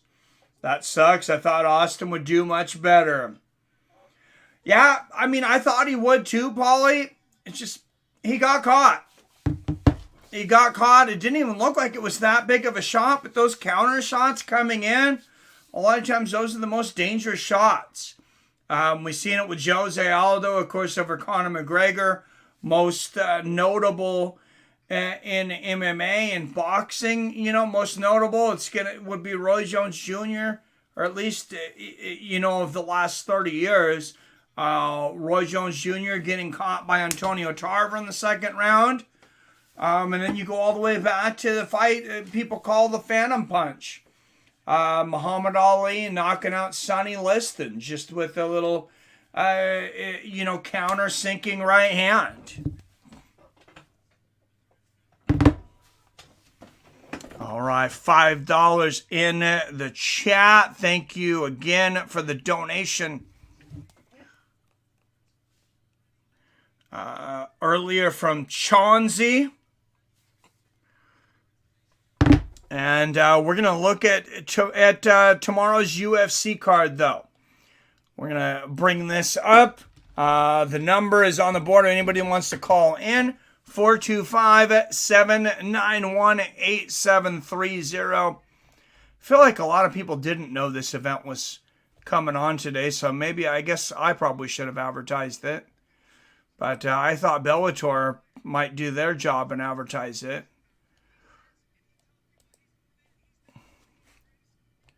Said Showtime won't pay me. Showtime won't pay me. I talked with Showtime about a sponsorship because I like doing Bellator. And Showtime sent me a message that our channel is not congruent with their brand. It's fucking Bellator.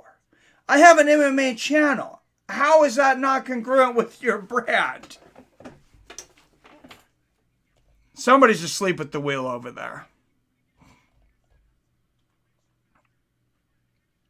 And I'm not saying that because I think I'm that great. I'm saying it's an MMA channel trying to promote your MMA organization. But that's business. That's corporate. That's corporate business. All right, let's look at. Well, first, is there anything worth watching on the prelims? I wasn't sure I was going to do the prelims. I got a few things to do tomorrow. We got Alejandro Perez and Jonathan Martinez. I like Jonathan Martinez over there at featherweight. Terrence McKinney's always fun to watch. Lightweight taking on Farias Ziam. That should be a good fight. That's pretty much all I really recognize out of that. Main card for UFC tomorrow, though, it's a damn good card. Armen Petrosyan and Gregory Rodriguez. Rodriguez actually coming in the favor to this one. I'm a little surprised by that. Minus 155. Arman Saryukin against Joel Alvarez. Who was that saying they thought Joel was going to win this? There was somebody that was big for Joel Alvarez. Jean Yoon Kim taking on Priscilla Poke Cochea. Of course, she's going to be known for that eye poke for a while, but we got a super chat. Super chat!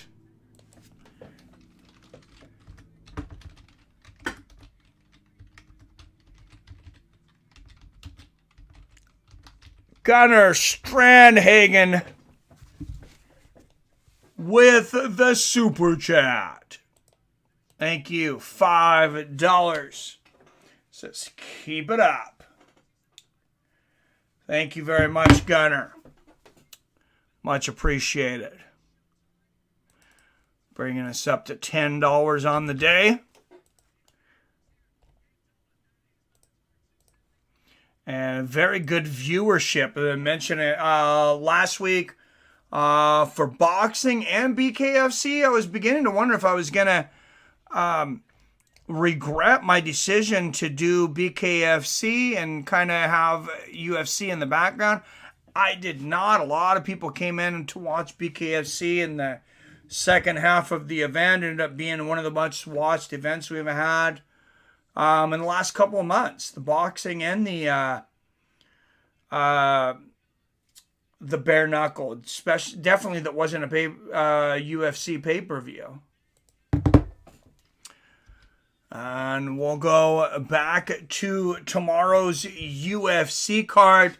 I said Julian Kim versus Priscilla Cachoeira.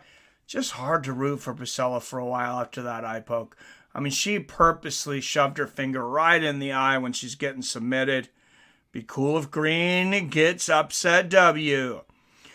I think most people are rooting for Green. I mean, Bobby, he's such a likable guy. And I like Islam too, but man, it's hard to root against Bobby Green. I love that guy. He's entertaining to watch. His shoulder roll reminds me of James Toney. I mean, I was a huge James Toney fan in boxing back in the day.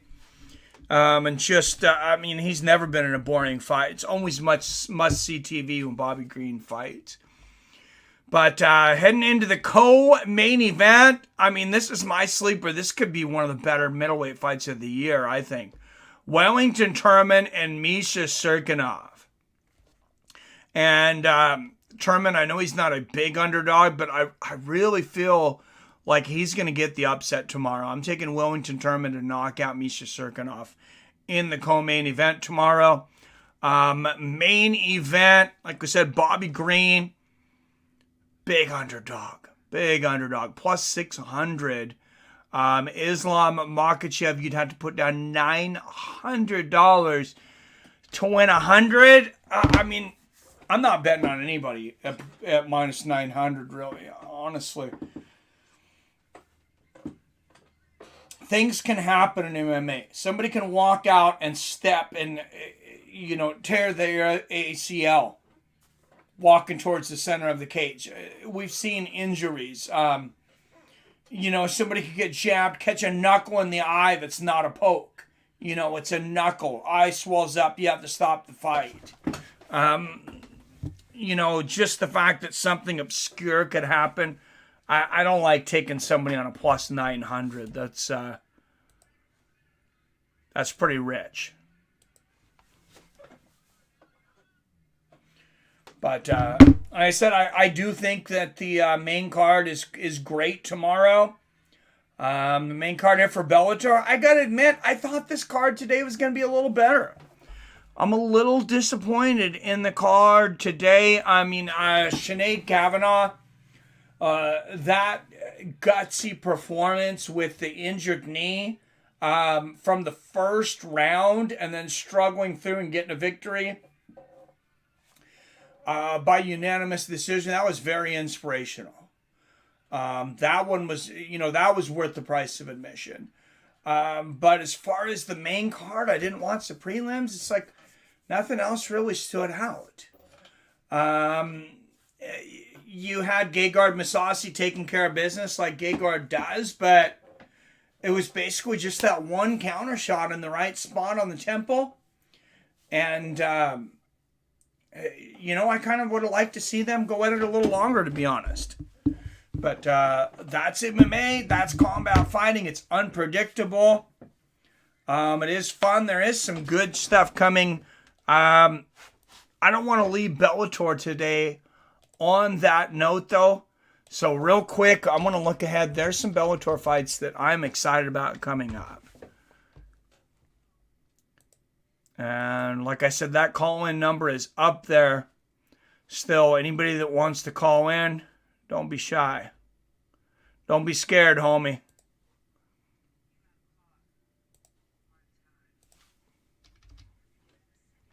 Haven't heard from Billy Hughes in a while.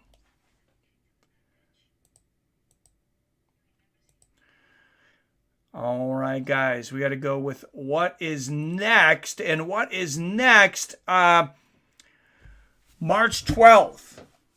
So for Bellator, how long is that? We have to wait? Not long. Short month of February, so 2 weeks. 2 weeks from tomorrow. Bellator, great matchup. You have Adam Burks and Mads Burnell. And that's the main event at featherweight. Phil Davis and Glikas, Julius Anglikas, actually the co-main. John Salter, always fun to watch, taking on Johnny Eblin. J.J. Wilson, one of my favorite fighters to watch that, doesn't have a lot of fights yet. Out of New Zealand, though. Really exciting fighter to watch. He's going to have a tough fight against Russian Gadzi Robotinov, though. All right, looks like we got a call in. You're on Fights with Friends. Who am I speaking to? Seattle Mike, how you doing, brother? It's Mac 209. Hey, I'm doing good. How you doing, Mac? I'm doing good. Thank you, sir. Hey, first off, I just wanted to thank you, Mike, for your streams. Absolutely love them. You do a great job, and just the community is great. So hats off to you. Well, thank you. Appreciate the kind words. Absolutely. Hey, I just wanted to talk about the heavyweight division in the UFC, Mike, especially now with that video being released with John Jones. I mean, is that Stipe John Jones fight going to happen anytime soon, do you think? Man, I don't know, because I didn't realize that John Jones, for those who don't know, you see John Jones' girlfriend left him 2 months ago after that incident, and he's just came out with it that, she's not coming back, it looks like. Yeah. They're kind of surprised he left that dirty air out to let everyone know about that, to be honest with you. Yeah, I kind of think he had to eventually.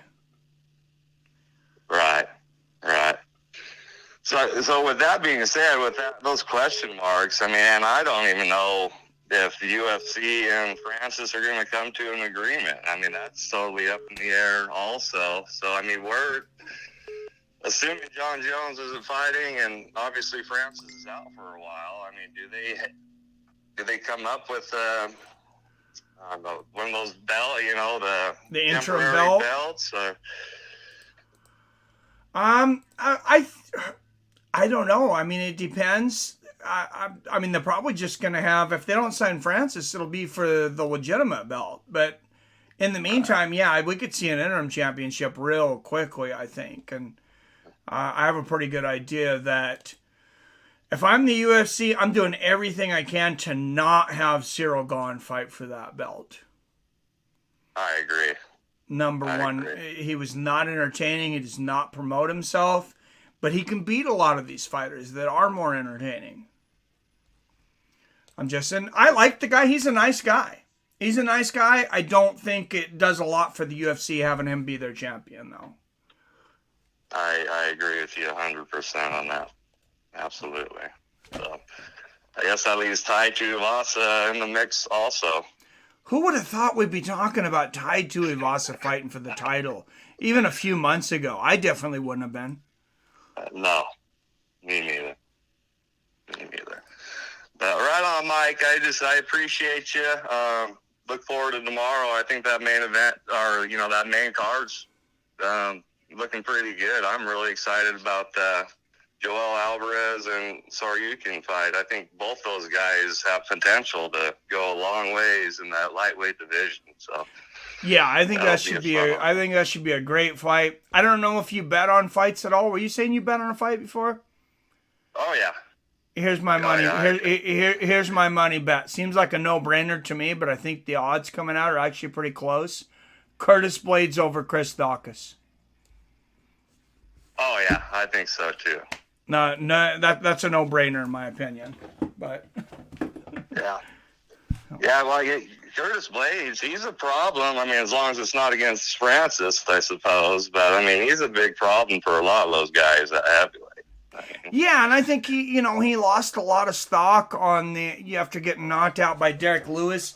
That was that was a crazy, perfect time shot that just, if they fight again, I think he probably beats Derek Lewis 4 out of 5 times. I completely agree. Oh. His wrestling is just outstanding. Yeah. Division. Awesome. Well, hey, thanks, Mike, and enjoy the rest of your day, and look forward to tomorrow night. All right. Thank you, Mac 209. All right. Appreciate it. Mac 209, everybody.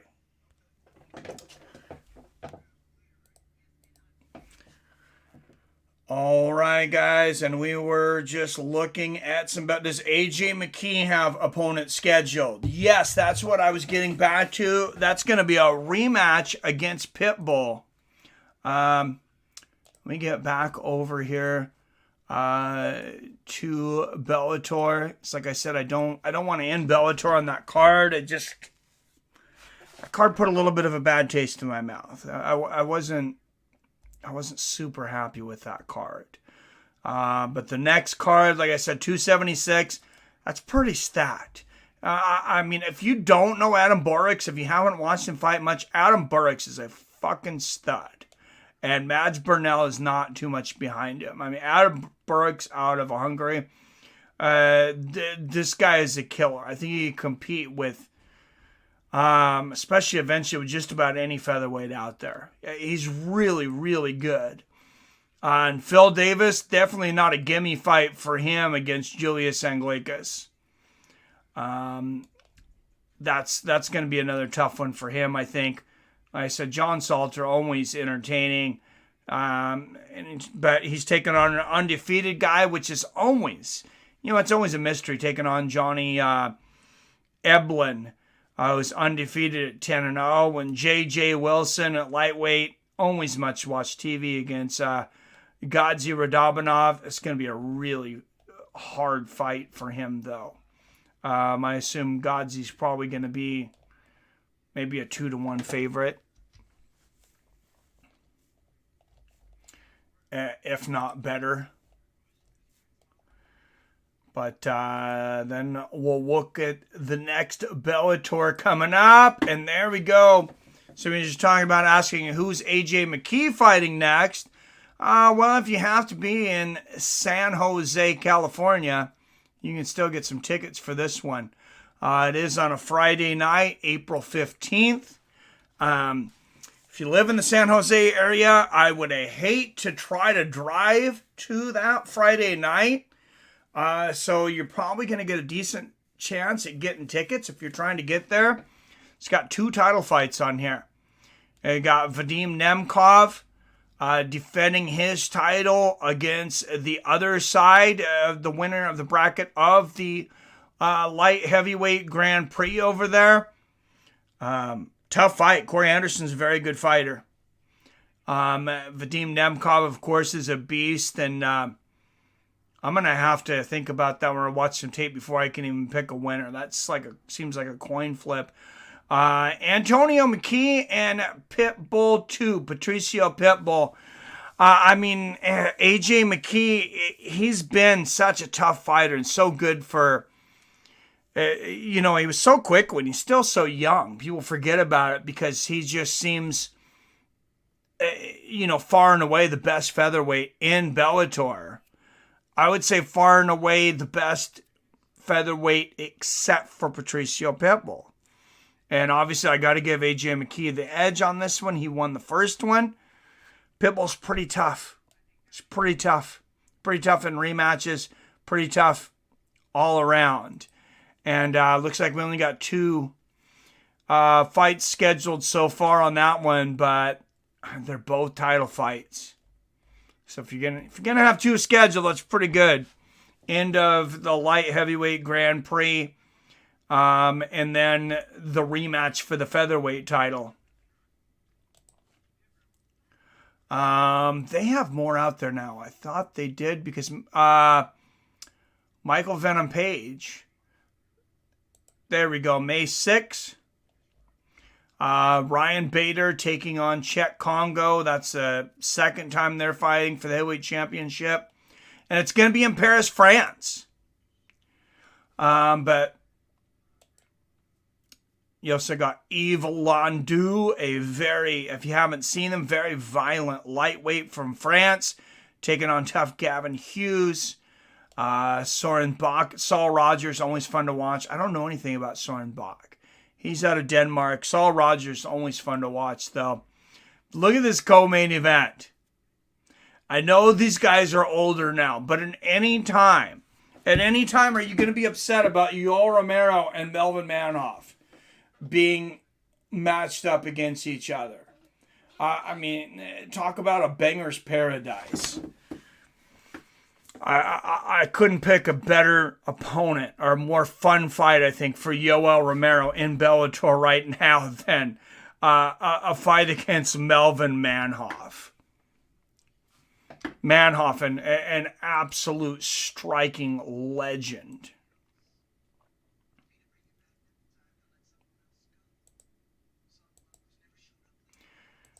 And there's the other one. Like I said, I knew Michael Venom Page was fighting Yaroslav Amosov. What's up, Ian? Okay, all I can say is that at the end of that fight with Mousasi, I could totally see him looking at Paige Van Zandt saying, "Hey, woman, do you want to be with a real man tonight?" Shades of Rocky 3. Oh, sorry, Ian. I was going to call you back a minute. I didn't realize you were trying to call in on Messenger on the show. Let me bring you in.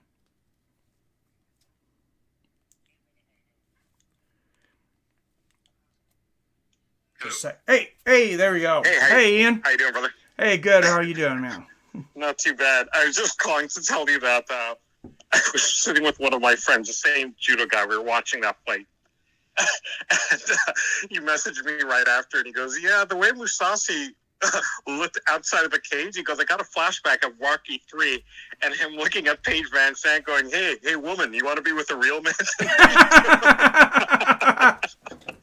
I'm like, I'm going to tell my friend he's doing a podcast right now. Oh, that's hilarious. Well, yeah, like I said, after that, I said Gegard Mousasi turned Austin Vanderford back into Mr. Van Zandt.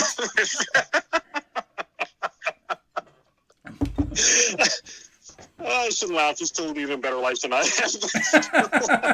am. You and me both, brother. I mean, I'm sure he's going to have, he's got a great career ahead of him. And like you said, maybe the motivation, he's already got the, going about as high as he can with the wife. She's pretty hot. Yeah. Yep. And he's got that's his first loss, isn't it? Yeah. He was undefeated coming into that fight. Dude, if you're going to lose, that's the guy to lose. I mean, there's no shame in that. Oh, man. Maybe the most underestimated guy in MMA. I think he might be the most complete MMA fighter ever. Yeah, I agree. But, he's going to be one of those guys when he does retire. There are going to be a lot of people, even now, who are following Bellator and UFC, who have no idea what that guy's done for the sport. Yeah, and 45-7 to think about the guys guys that he has fought. Yes, it's a murderer's row of guys he's fought. Oh, yeah. It's a who's who. Yeah. Yeah, and I mean, he when he beat Woodley at welterweight, people, recent's biasy. They wanted, Woodley's, he's fallen back. People were talking about Woodley being the greatest welterweight of all time not very long ago. Yeah, it's true. It is true, yeah. Yeah, and Gegard beat him right before he went on that run. Yep. And, dude, I'll tell you something. He was in that Super Hulk tournament that he won. And, listen, I have respect for any modern fighter who gets into a fight where, there are no weight limits. You could end up being 175 pound fighting a guy who's 200, like Brock Lesnar size. Super Hulk tournament. Still, what was that in? That was it Sengoku? It's one of the Japanese promotions, and he ended up fighting. What's his name? He beat Sokoju. Oh, was that in Dreams? Dream, yes, the Super Hulk. That's right. It was Dream, the Super Hulk tournament. Yeah. Okay. Yeah. So I knew he was champion in Dream, Strike Force, Bellator. I thought there might be one more, but I couldn't think of it. By the way, we're not live, are we? Or are we? Sorry, I just called you. Yeah, we're live. I had to call in. Yeah. Oh, wow. Yeah, okay, sorry, my bad. No, you're good. I thought I'm going to choose my words carefully now. No. Yeah, the first time I wasn't sure. I was like, he called in. I was like, I'll call him back in a minute because I don't know if we're live, but I had the call-in number. So I thought, I'll call him back. He must be calling in. Did you? If you haven't, I'll see if I can find it because I'm pretty sure it's online. It's they were doing you know how ESPN, when there's a big fight coming up, like a boxing match, they kind of do that. Is it like it's like behind the scenes, like I forget what they call it, but ESPN does all the time. It's like behind the scenes, following the fighters around, training, leading up to the big fight, whatever. Yeah. So for the Super Hulk tournament, Dream did that, and you have to see what's his name? Oh my God, I can't believe I forgot his name. Super big guy, Bob Sapp. Oh yeah. You have to see the behind the scenes with Bob Sapp. They show up to watch him train at the gym. Oh my God. And Bob Sapp is like late. Right? That's not surprising. And they call Bob Sapp to like, dude, you got to get down here. Like, where are you? Right? Like, get your ass down here. So he shows up and like he's in like a 3-piece suit coming into the gym. And he's like, goes in the back. He takes him like 30 minutes to change, whatever. Comes out okay. He starts training, hits the bag a couple of times. And after about 15 minutes, he's totally like spent. He's just lying on the mat. Oh yeah, I'm surprised he could hit for 15 minutes. That's one of those guys. It's like, you know, if somebody was to ask me, somebody that I have no idea what to think about, Bob Sapp. I mean, he went from being the guy that, you know, was fighting these greats and pride and having these great battles to tapping out in 30 seconds. Bro, I believe it was Carvalho who told me this story, and forgive me if it wasn't, but I'm 99% sure it was Carvalho. He had told me, I think when he was in Japan, he had ran into Sapp, and he was like, yo, dude, I was sleeping on Bob Sapp, man. Like, that guy has more money than you think, because he's actually smarter than you think. When he was in Japan, they loved him in Japan. Like, I know they had like billboards. Right? Yes, yeah. He had like, apparently like, he sold his name to everything. Sex toys, posters, anything that they would write him a check for, he's like taking it. And I again, forgive me, I believe it was Antonio Carvalho was telling me the story. If not, I apologize. But he was saying how like Sapp was one of the fighters. I don't know who it was Henderson or something like that. He's like, dude, like, are you going to pimp your name on everything? He's like, bro, you never know. This is a freak sport. We don't know how long this is going to last. Get every penny you can. Sell your name out. Get every penny. At one point, I think he was involved in a lawsuit because he signed his name to like 3 or 4 competing soft drink companies in Japan. Hilarious. Like he was promoting Coke, Pepsi, whatever else. Non-compete clauses meant nothing to him. He's like, what's that? So I'm not surprised. Like he just takes a dive now because like it's not worth it for me to get brain damage.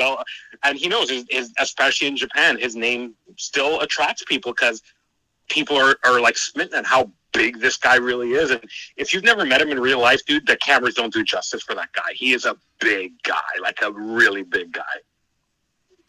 Oh yeah, I've heard some people, you know, guys that are pretty big talking about it. They're like, no, I'm not big. Bob Sapp's big. Yeah, Bob Sapp is big. So, yeah. Do you remember on the Best Damn Sports Show period back in the day when he crushed an apple with his hand? Yes. Yeah. Yeah. Yeah. The guy's a monster, dude. Like I could totally see him. Like it's weird because the appreciation, you know, and I don't want to go with that old argument about Japan. The Japanese understand MMA, but they do. They actually understand the spirit of the sport so much better than we do over here. Carlos Newton, name from the past, when he was fighting up at W1, we were sitting around one day in a hotel room, and he was telling me how, like, the first time he went to Japan, and he fought at Japan. I think it was the Tokyo Silver Dome or something. He goes to fight in Japan, and he was, like, shocked. Like, they wanted him to come fight at Pride or whatever it was he was fighting in. But he got there, and he is like, yeah, they're signing me to fight, and like, we're going to have the fight here. And he goes, and you got to remember, this is a time when the UFC, if they pulled in 3,000 people, that was a success, right? So it's like, to go fight at some place that had like 50, 60,000 people was just insane for him. Wow. So he gets there and he fights for the first time, and, he wins, I believe, and everyone's going crazy. And he's like, I go back to my hotel, and they're women. He goes, I felt like, what's his name? Mr. It's not unusual to be, what's his name? You know who I'm talking about. Carlton loved the guy on Fresh Prince. That was his favorite singer. Back in the day, women would throw underwear at him on stage. Carlos is like, when I got to my hotel, there were women outside waiting for the fighters, specifically me, and we're throwing underwear at me. Is it Marvin Gaye, Luther Vandross? No. A white fella, British, curly hair. Oh. I'm seeing his face. Oh my God, Okay. My mom would kill me for not knowing him. but yeah, he was like, yeah, they were throwing underwear at me because I felt like that guy. And when I got upstairs in the hallway, there were like 3 women waiting for me outside, like, oh, we love you, Carlos. I have no idea who you guys are.